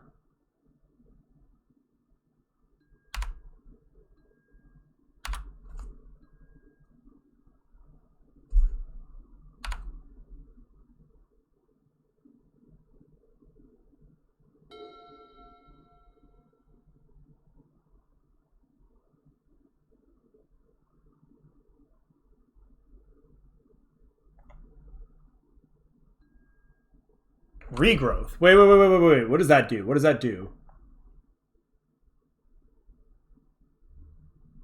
Oh, I can just balance their ass with a regrowth? Okay, let's do that. I don't even know what's good here, but I'm running out of time and I kind of just want to, like, make some choices.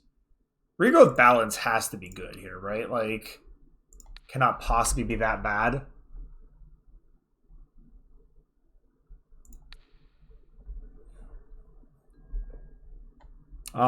They have 3 cards in hand, so I want to get below that. Actually, let's do this, because I don't want them to have any creatures left. That's how I'm going to lose here.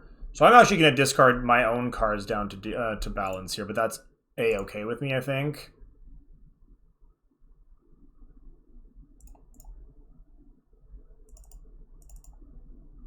I think that's totally fine. Oh, they actually have a counterspell here? Whoa! They drew a mana drain? Okay, well, I guess now I'm dead. Damn, dude. Alright, I'm conceding then. We're saving time. We've both got about 3 minutes left. Or 4 minutes left, essentially. Alright, yeah, so that game was over, unfortunately. I didn't feel like fighting it out any longer than that. Wow, that mana drain, though. I don't know how long they had that for, but that was rough. That was a really interesting game. Like, it was super close and super tense pretty much the whole time. Kind of like the Daredevil against this opponent. I really wish that you could kind of go back and see the battlefield. But I do think that Daredevil looks okay against this opponent. I can't say that I actually loved the look of Skyclave Apparition against them. They have very few permanents, and most of the ones they're playing are like larger than I can actually tangle with.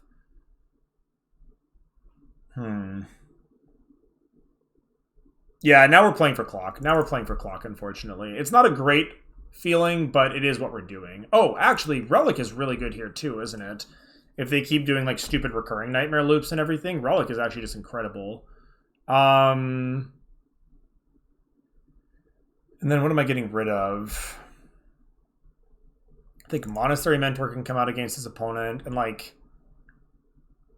Gideon looked okay, but not great, especially because they have so many, like, they have a lot of like counter target non-creature type spells, and Gideon's like kind of the worst of those, I think. Yeah. All right. Oh wait, did I overcut? That's weird. Wait, so what do I want back in then? Disenchant didn't look that good.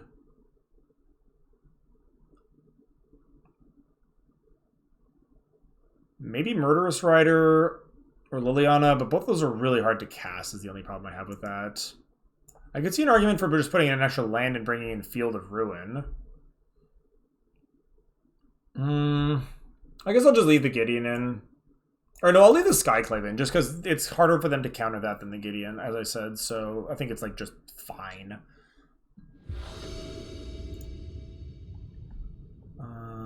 Mulligan. We're going to keep this. And we're going to put back the Crucible. Done.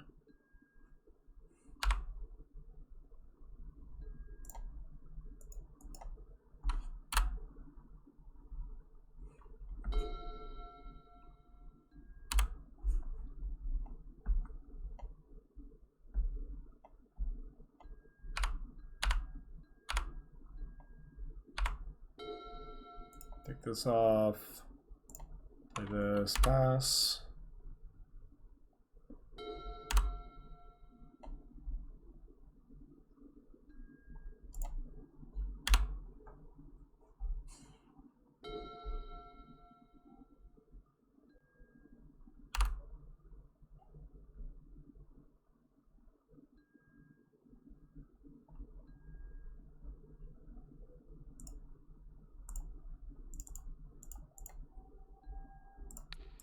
That's a really good one to get to exile here.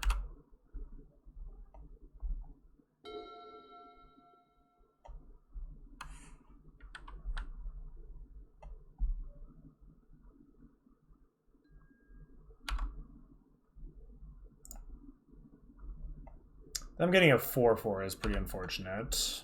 That might actually just kill me in time. Okay.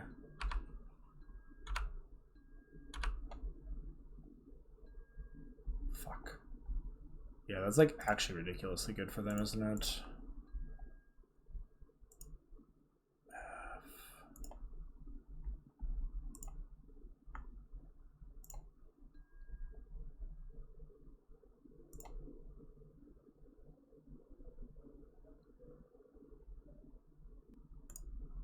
Yeah, I need to draw something here.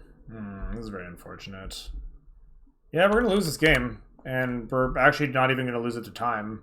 My opponent's draw was actually just like ridiculously good against mine. Jesus Christ, okay. Yeah, I think nothing short of drawing balance here is gonna get me out of this. So, let's hope for balance. Balance isn't even that good because of Wormcoil, which sucks, but again, not much I can do about it. Green Source? Like, yes, but probably not fast enough. Yeah, this is really bad. Am I just dead? Oh yeah, I'm actually just dead on board. F. Alright, well, GG's opponent.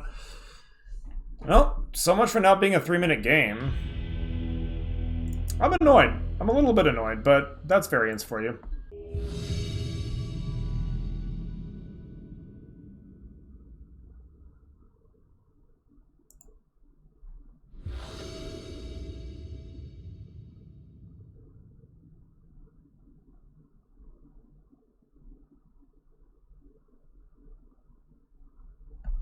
Alright, let's play.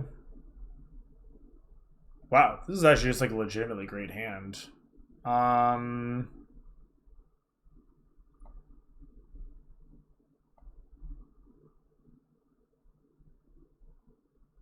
wonder if there's a way that I can like use balance to my advantage here.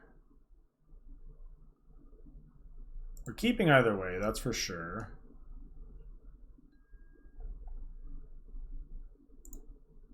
I don't think this is a hand where balance actually looks great.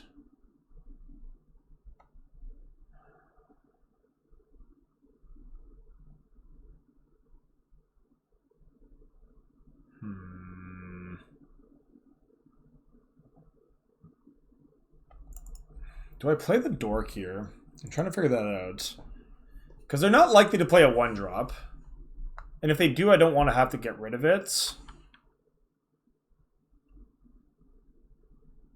Yeah, this is just not going to be a balance game. Or at least not yet it's not going to be. There's no real way. Because I drew all my dorks as well as my balance, it's just not going to work out that way, unfortunately. It's really not going to work out that way, apparently. Okay, opponent, calm down. Calm down. Ooh, on the bright side, I do get to do this, which is kind of spicy.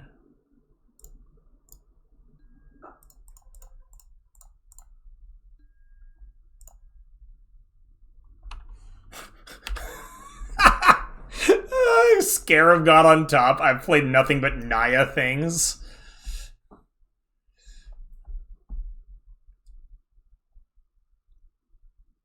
My opponent like, Ooh, Portal's strong. We have a few outs to Portal, though. We have like a Pride Mage and a Knight of Autumn that would both be great here. Hey, that casts a Scarab God. Kind of, not really, but you know what I mean. I think I'll just do this, right? 1, 2, 3, 4. Yeah, I'll just tap this for the birds and then just ship.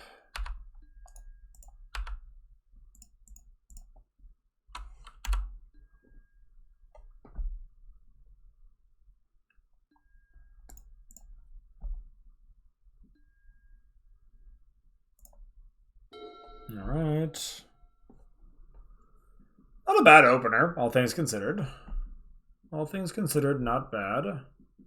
My opponent's doing some powerful things too, but we're not slouching.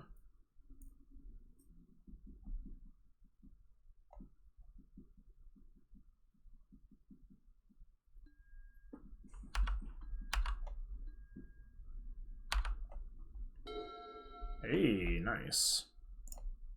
Wildwood. Ooh, Golos on top next. Kind of love to see that. Kind of love to see that.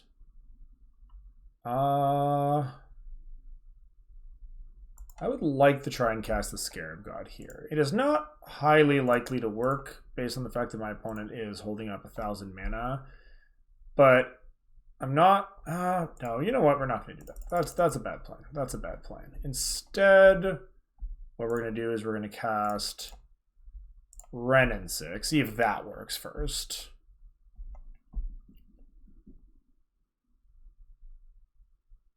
Kind of feeling like it's not gonna.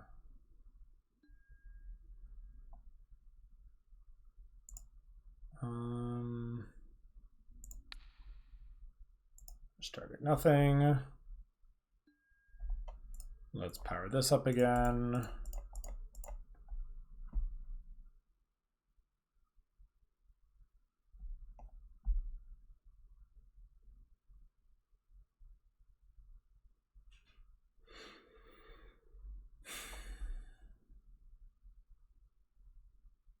What is this? Cryptic? Oh, Venser. That's annoying, I guess. Sure.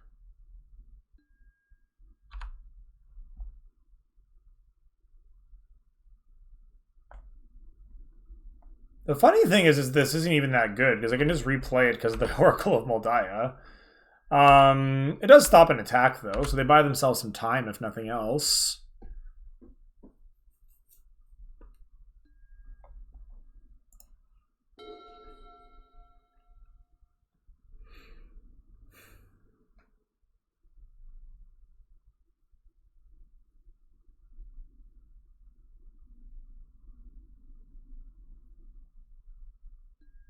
Impulse, sure.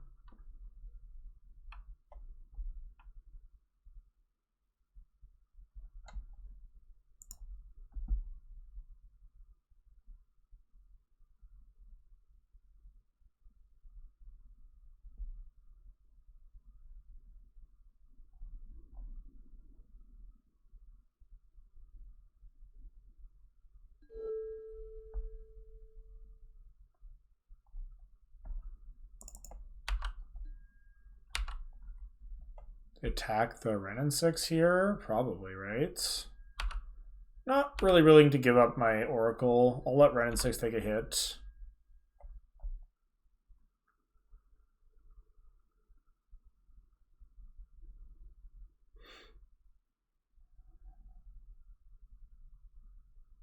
We have a burn spell here, I suppose. Search for tomorrow. Okay, that's hardly a problem. Interesting that they... Okay, that makes sense. That makes sense. I was gonna say, it's interesting that they like search for tomorrow by filtering their fetch land or through their Gruul Signet rather than just through the other card, but all right.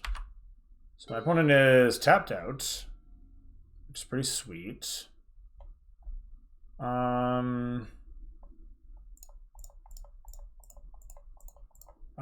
So here I'm definitely just gonna find Strip Mine, I think.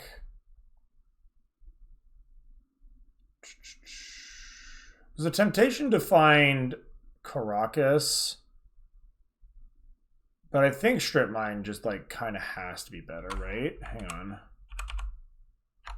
Can I still attack with this? If I do that, so I go like this. 2. I can if I find a land, so wait. Yeah, let's go like that. I'd like to use the ability. Yes. So let's find... Let's find Karakas first, actually. And the reason I'm doing that is because I can just bounce my own Golos and then use that to find the Strip Mine, which like grants me more more overall flexibility, I think. Still nothing to find, sadly. I don't know why this is randomly large now, but whatever. That's the top of my library. Elesh Norn's honestly quite nice on this board, I will say. And since I can't attack with the Stirring Wildwood, we will just do that. All right.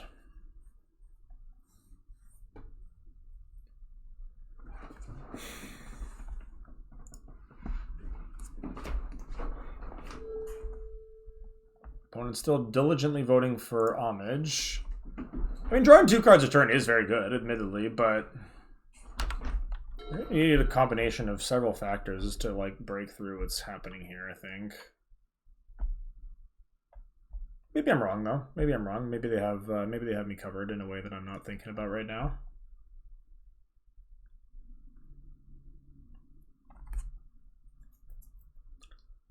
Both the cards in my hand at the moment really have not looked great, but I guess that's mostly because they haven't done very much like to warrant it. If the Venser ends up in my opponent's graveyard, I'll be very interested in grabbing that with a Scarab God. Uro, huh? Alright, I'm fine with that. That's actually another fine one to grab with Scarab God. They definitely can't bring it back this turn that I'm seeing. We also don't have the green for it now.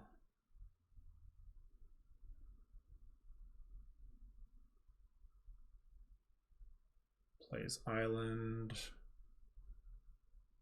A lot of lands. Ancestral Vision entering the exile zone. So they've got a Search coming off next turn and an Ancestral in several turns. Honestly, I kind of hope that I can just end this game before the Search or the Ancestral resolves. I feel like that should be reasonably doable.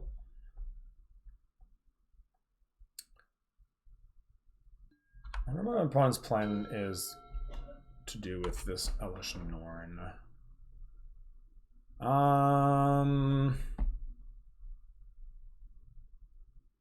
Okay. So they probably have a counterspell, right? Like, you don't just...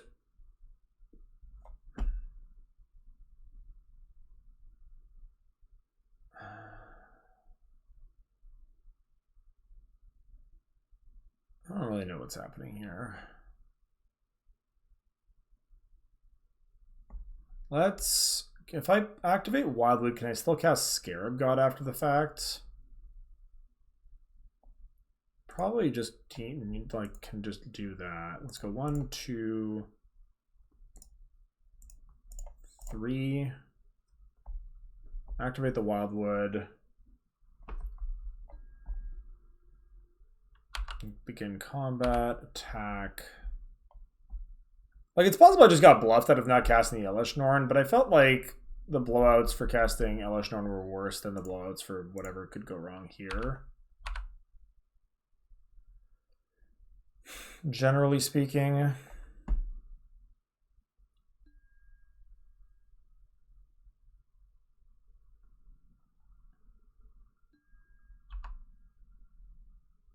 No blocks, huh? Interesting. So I could try to cast the Scarab God here. It's not like the worst thing I've ever seen. Yeah, let's try. If it gets countered, I think I will live, and if it doesn't, then that's very good for me, of course. Let's see what my opponent's working with. Okay, so they do have a Mana Drain. All right. Why does everybody have Mana Drains? God. Sometimes I hate League play. Having to play against like multiple iterations of the same card in different drafts feels very bad. That's all I can say about that. Feels bad. Oh, I think I forgot to roll up Wrenn and 6, which is annoying.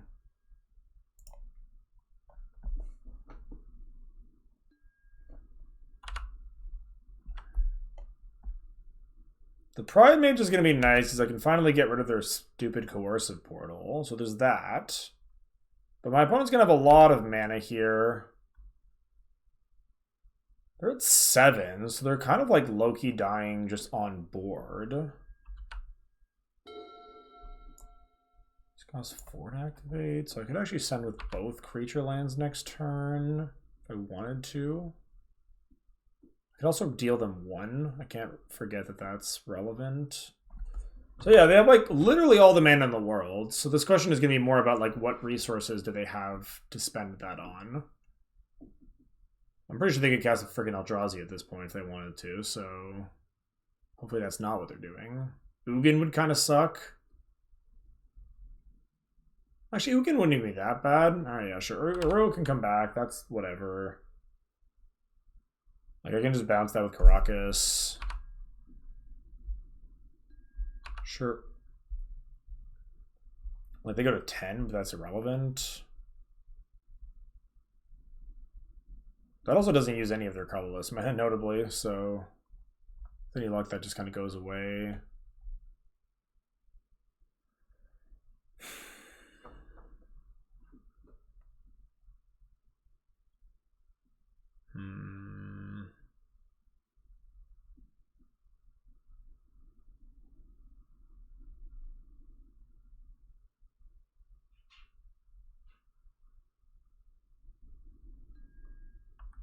Cruise? Yeah, I mean, I guess that's a decent thing to spend 5 colorless mana on, especially since you already just have to eat your graveyard with Uro.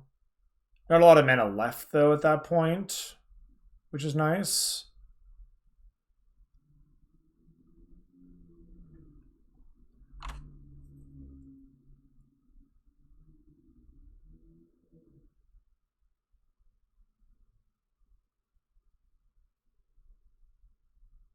If they didn't draw a counterspell, does this Elesh Norn just ruin them? Just cast Elesh Norn plus bounce Uro, attack, deal you 1,000,000? Kind of annoyed we haven't found a fetch land yet. I mean, I guess we only have 2 in the whole deck, so it's not like unreasonable that we wouldn't have, but this Wrenn and 6 has definitely been like probably not super impressive on the balance. Alternatively, I can just activate Golos. I have a lot of options, and I'm not entirely sure which of them are the correct options. Interesting game so far. Attacking Wrenn again. Yep. Still not blocking. I believe the Oracle is far more useful to me than the Wrenn and 6 are right now.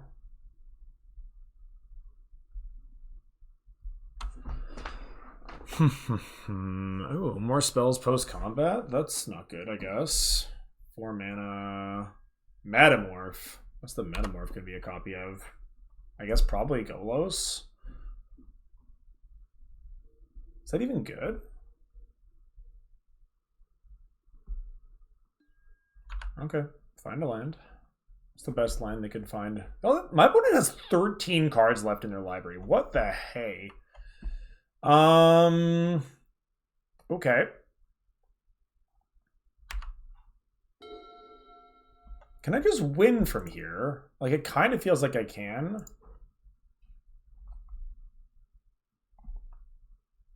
Bounce the Uro. And then fire up both of my creature lands, turn everything sideways, question mark.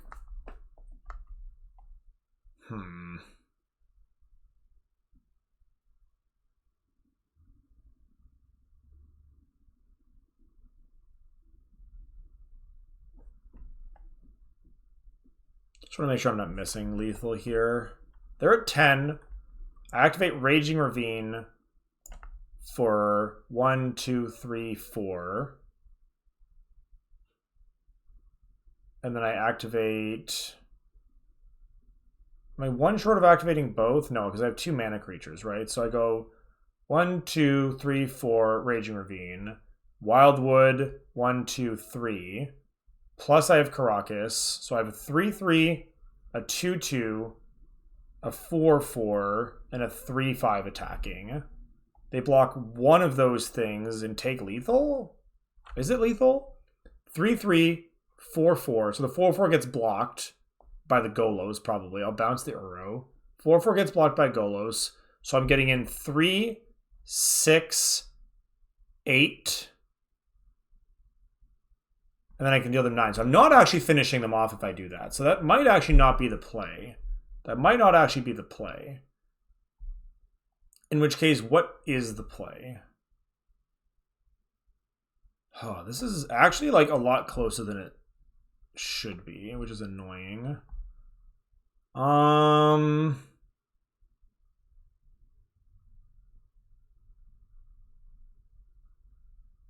think no matter what, play number one is just bounce the Uro. Bounce Uro. And then just cast the Elesh Norn, I think.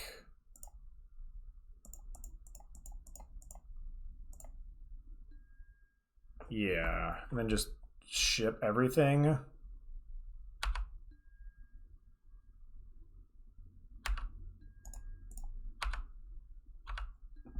Yeah.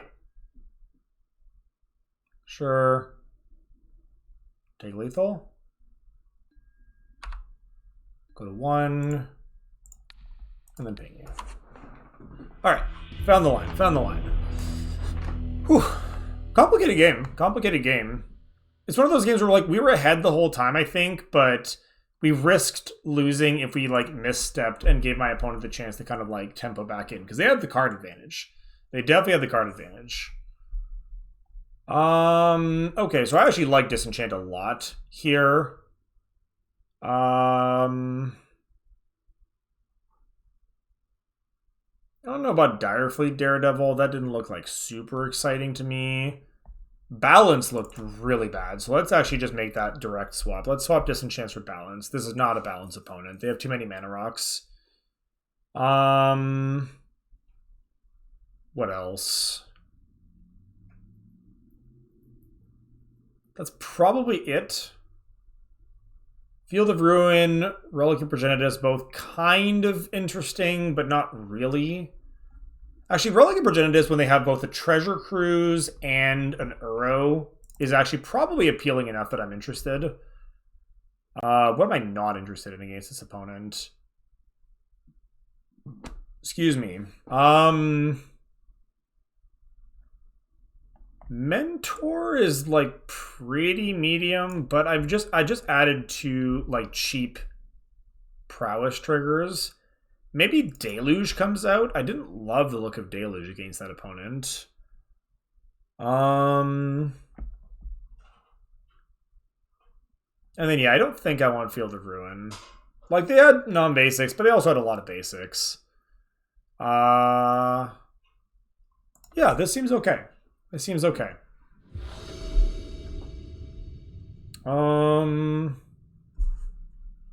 As long as our birds doesn't die, I think this is a keep. And even if it does, we need is 1 land to get either Signet or Kasali Pridemage out. This is a keep.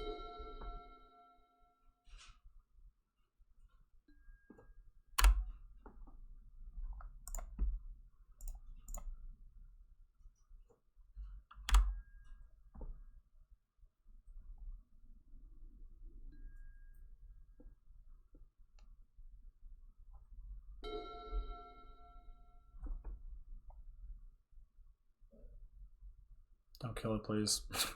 Please don't kill my birds. Thank you.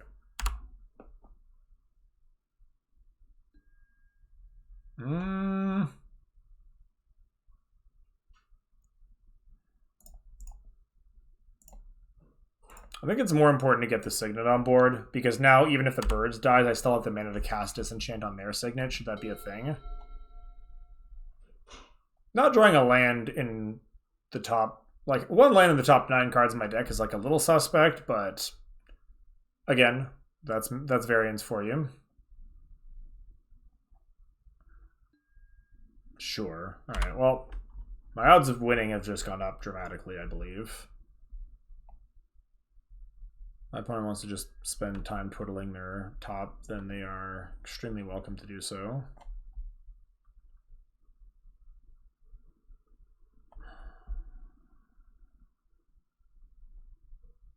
Land's still a pretty good draw for me here. Yeah, okay, nice. I'll accept. And we can just play... Actually, I can play 2 cards this time. That's better than just the Knight of Autumn, I think. So let's go 1, 2. And then Pride Mage. Yeah, because I can go Pridemage plus Disenchant here. Yeah, so let's go Pridemage. And then tap for a white, and then Disenchant the rock.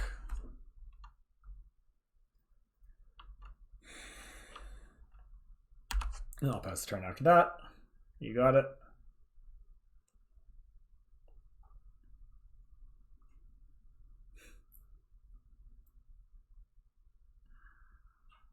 Just twiddling tops all day long.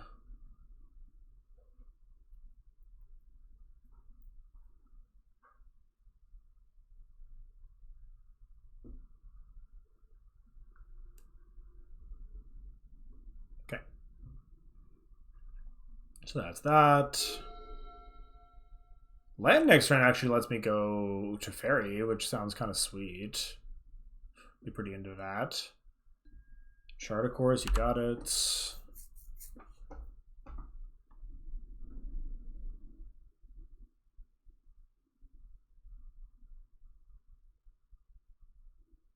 Discarding dig through time, huh? Interesting. Yeah, I can't quite cast the Omnath here. Can't quite cast anything, unfortunately. A little bit awkward of a hand for us, if we're being honest with ourselves. We're either 1 mana or 1 color away from everything. The Scarab God is just not happening. Actually, no, the Scarab God could happen with the land too, because I do have a black source. So really, I'm either a blue or a red mana away from... No, I'm either a 5th or a red mana away from doing anything. Really a blue or a red mana away, if that makes sense, because of the fact that this can only be one of those 2 colors, not both. Yeah, let's just yield to Exalted Abilities.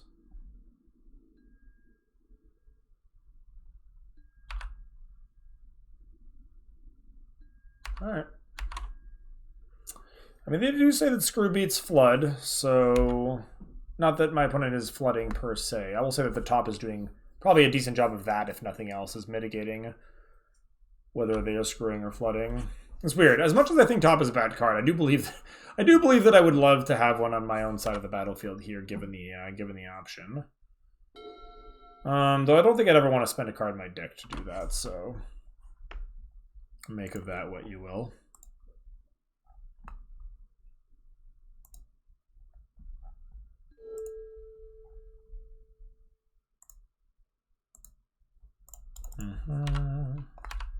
Just land go, sure.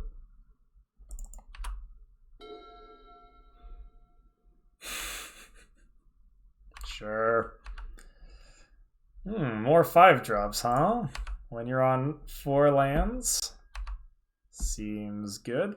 Seems good. Ugh, sigh. Come on, deck. You can do better than this. Oh no, surely not. Surely not. Are we just getting Kiki twinned out here? They've got the mana for it, so like... Yeah, like, screw me, I guess, if I die. That would be annoying. But we'll see. We'll see. If it's Splinter Twin, we can beat it. If it's Kiki Jiki, we can't.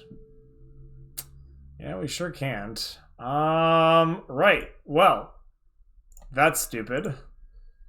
On to the next game. Cool. Alright, well, we had no reason to believe we were playing around Kiki Jiki combo at any point during that match.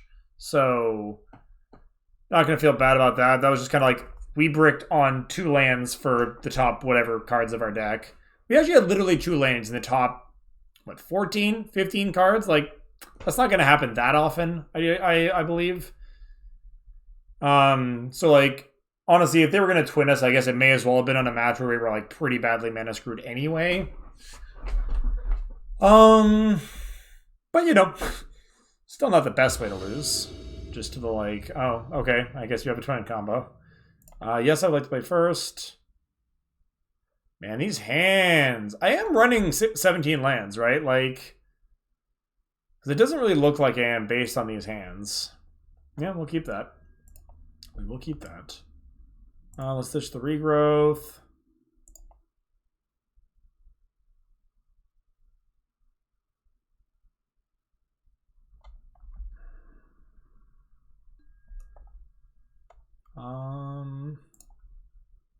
Force by the Hallowed Fountain tap, pass the turn.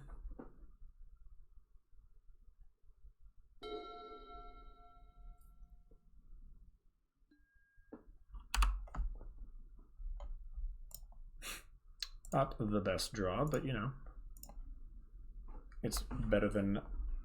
Well, actually, I don't know. That might have actually just been the worst draw in my deck at this point in time. I guess another basic planes would probably be the worst draw in my deck. I just don't need more of those. And there is one more in the deck, if I recall correctly. But Elesh Norn's probably not far behind basic planes as worst draw in the deck at this point in time. Later in the game, it obviously becomes great, but we're not there yet. Baral, I guess. Karakas is kind of funny against Baral, actually. Yeah, sure.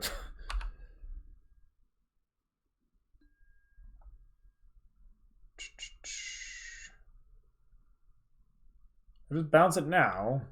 Yeah, I guess I do. There's like not really a reason not to.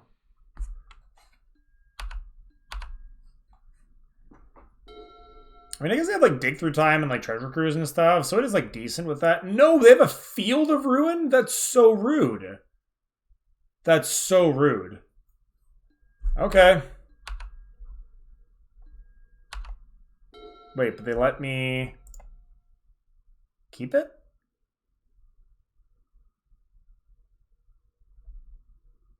Weird. Okay. I don't want to force their hand on this. I'm just going to play the Serpent as a 3. Now, if they want to counter the Serpent, they can't... Oh, man. No, let's do this.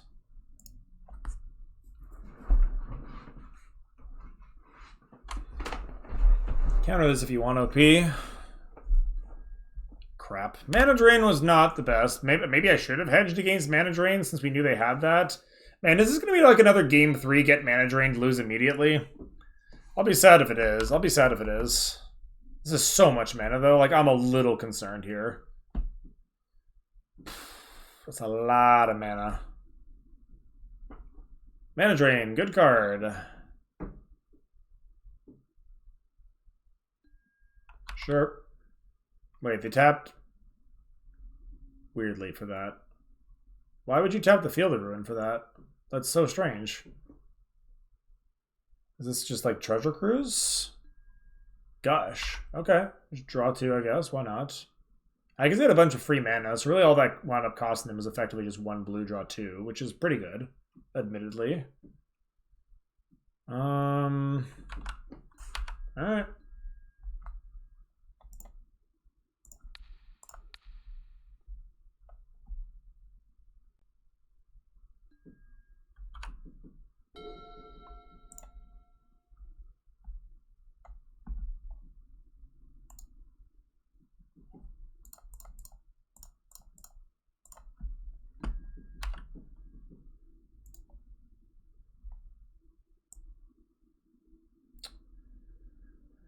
What do I want here?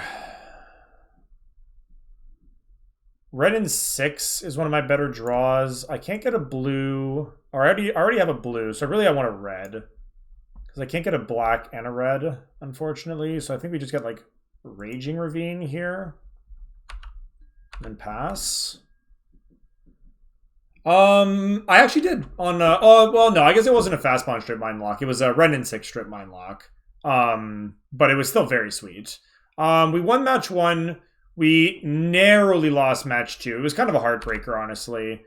We were basically winning game 2 very easily, and then my opponent just like chained a sequence of spells together that just kind of like wound up like randomly stealing the game from us. And then game 3, we just kind of like got like obliterated on like in like 2 minutes. Like we both had 3 minutes left on our clock, got obliterated in like 2 minutes. And it was like not even close. It was a bit of like a very anticlimactic, kind of frustrating game 3 after how like epic games 1 and 2 had been. But again, whatever, variance. And we are currently 1-1 in the last match here against an opponent on Temur Twin. Yeah, and we'll be curious to see how that ends up working out for me.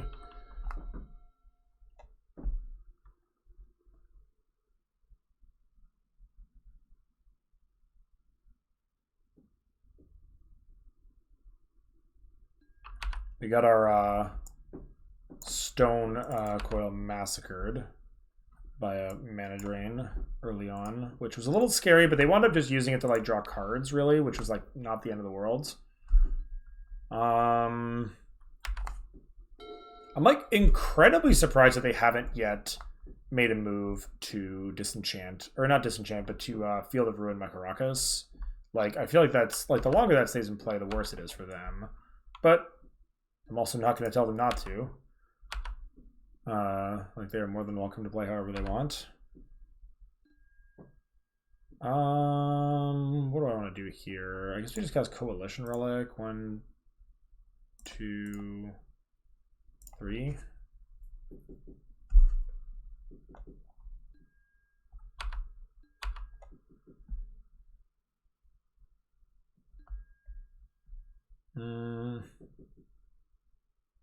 Yeah, I think bouncing the Baral is like satisfying as it would be. I think it's better to like protect my Karakas for as long as I can.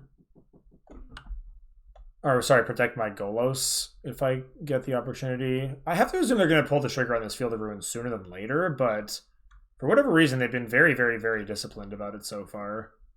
Like, more than I think they need to be, personally, but whatever.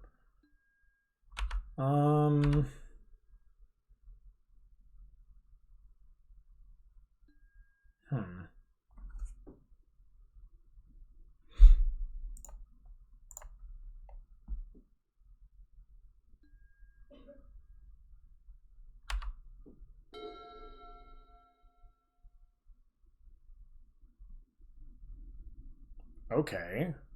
That's a card.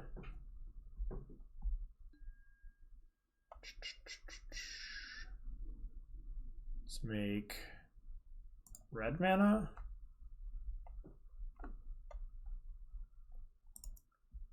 Let's make red mana. I kind of want to, like, bait them into stripping this. So I'm going to attack with both. And do that.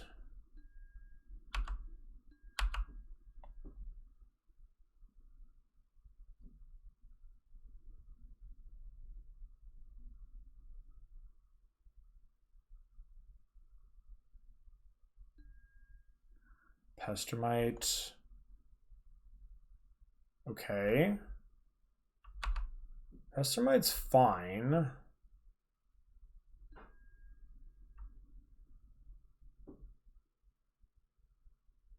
Yeah, sure. You got me.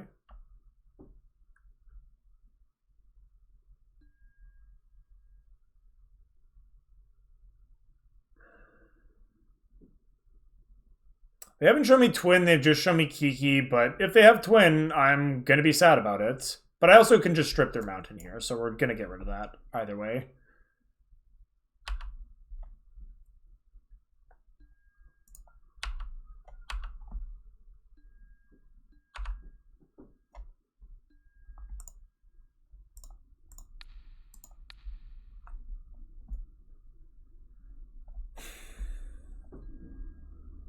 Because, yeah, now we just don't have to worry about that. A lot of other crappy things could happen to be here, but that's not one of them.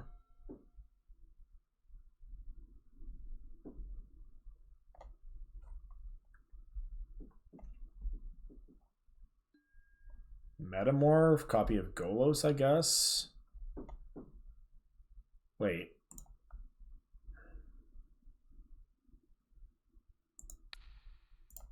I'm just going to do this.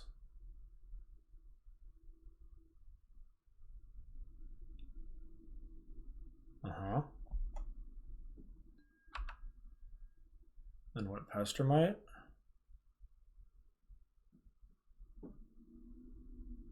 Could do Coalition Relic. Yeah, that's like that's not wild.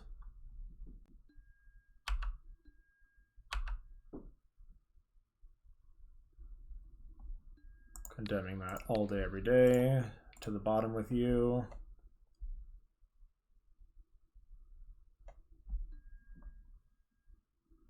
Take one, sure.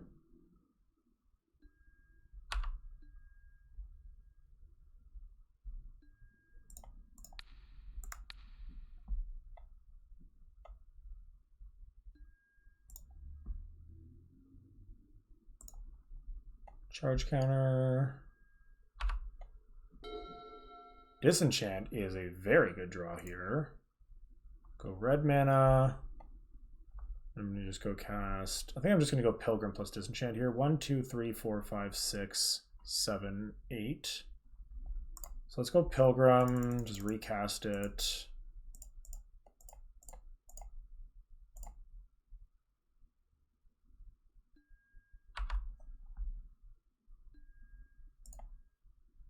What land do I want to get here? I think Underground Sea for a black source. Yeah, black source season. Yeah, because now it's not just the Coalition Relic that's doing that. And we're gonna disenchant their Coalition Relic.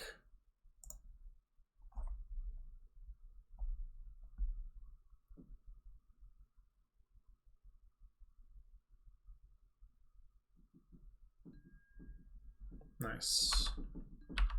That worked out pretty well.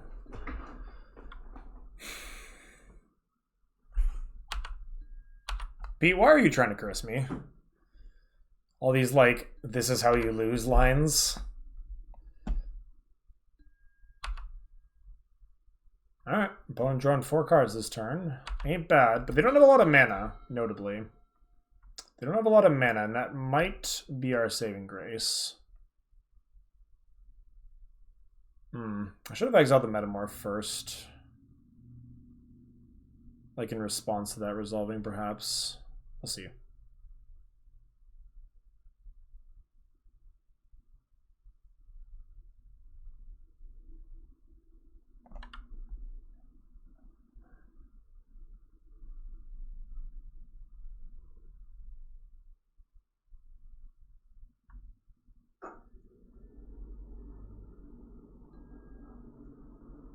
Okay.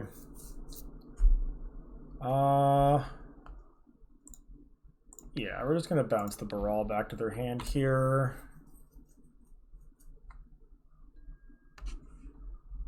And then I'll go get a green source, I suppose.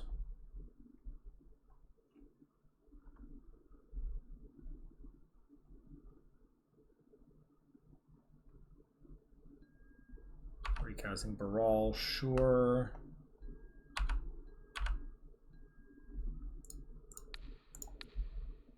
Probably exiling the Field of Ruin if I were to guess. Yep.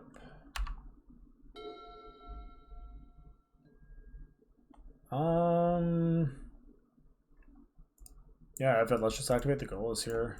Black, red, blue, bunch of colors. Get them. Oh yeah, those are pretty good. I'll take those. I actually will pay the life there, just in case I want to crack my relic. Let's cast a fairy. Oh, I guess I didn't need to pay the life because I can roll up to fairy, but I'm thinking of bouncing this whatchamacallit too, potentially. Let's cast that, and we'll just make it a 4/3, try to beat down.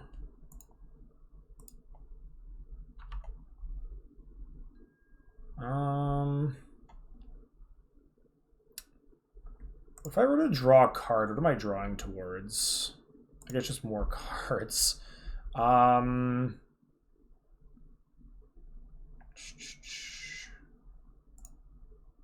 think I just feel safer bouncing the Baral here, for being honest.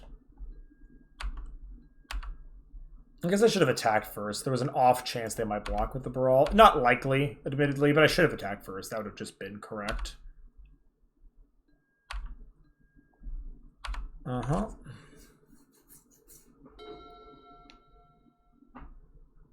Second mountain. All right, so we're getting into combo range now. Like we do need to close this game out pretty soon, I think. That shouldn't be terribly difficult, but we do need to do it. Control magic. Ugh. Fine. Yeah, it's a little awkward because obviously the Knight of Autumn would have been a good answer to the control magic, but you know, what can you do? Just target them here.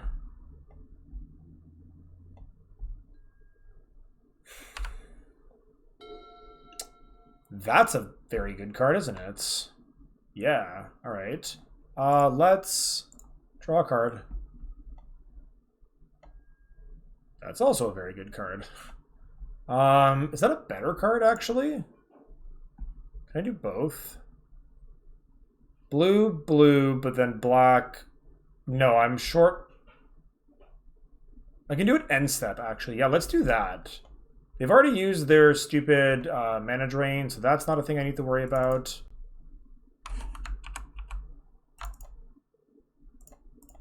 Black, blue, cast Scarab God. 1, 2, 3. Then I'm gonna untap 2, so I'll have 4. So I can go. I can really kind of do this any way I want. What's the best way to do it? Yeah, this is fine. This is fine. Yeah, let's just activate this. 1, 2, 3. No, because that doesn't let me do the other thing. Ooh, I almost punted there. Okay, so let's just go to combat, attack. Put it to 12. And we're going to untap 2 lands. And let's do that. Let's go black, blue, blah, blah.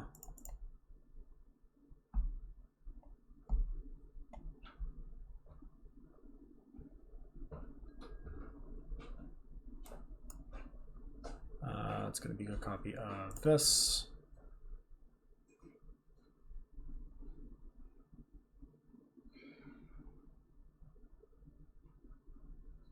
What? What is happening here? No? That was really weird. Put, yeah, destroy this. Give me that. Thank you. That was extremely strange. Why is this a 2-1? What replacement effects happened here? That's the strangest thing I've ever seen in my life. I've never seen that interaction before. What? That's so odd.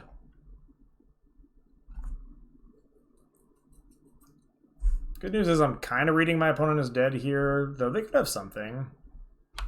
Hero's definitely not going to cut it, I don't think. Obviously they're trying to draw to something here. Because going to 11 doesn't save them. I'm just going to stop my own upkeep here.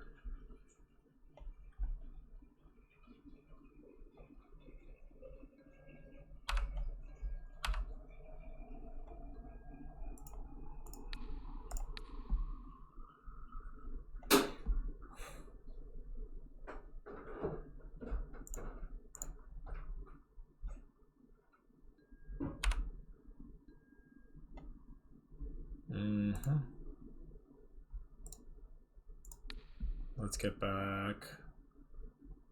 Stonecoil. Black, blue.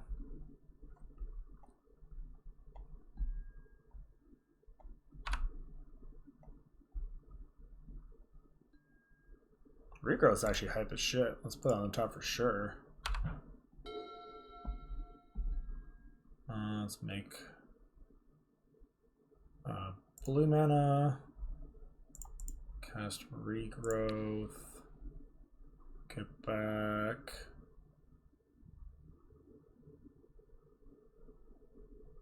Strip mine.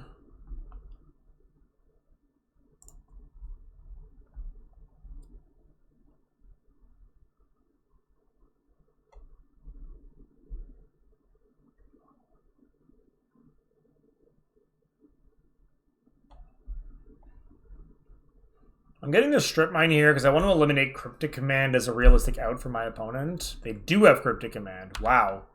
Alright, well, I am Psychic apparently. Draw a card. Land. Search. Hopefully I have something that's confined. I'm actually not sure. Nope. Okay, F. Pay 1 mana. Sure. Do that. Red, green. Use the blue.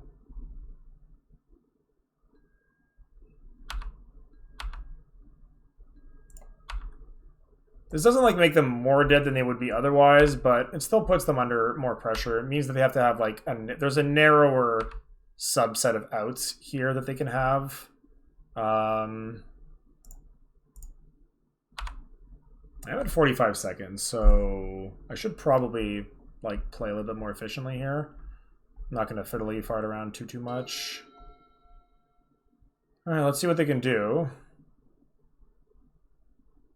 Can they pester Kiki me combo me out here? I don't think so. I didn't really do the math, but I guess GG's if they do.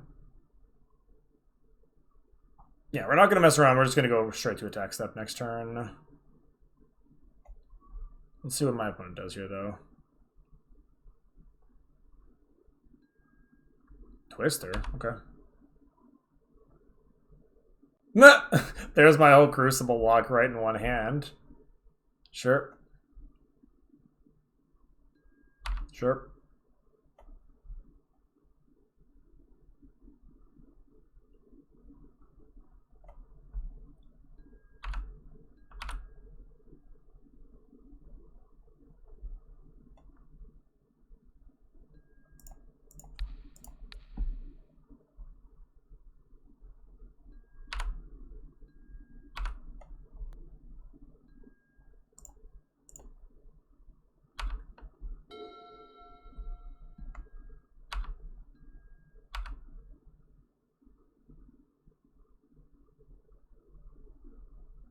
Surely you did not redraw into Cryptic Command. That would be obscene.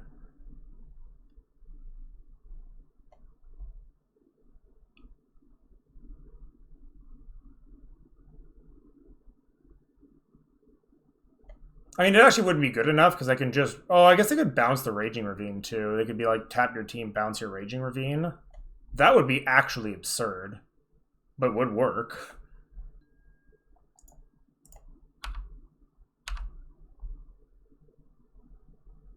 Show me. What terrible garbage am I dying to?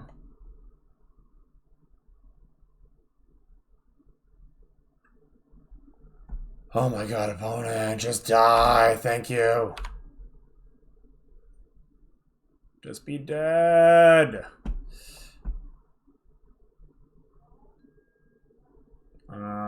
Okay.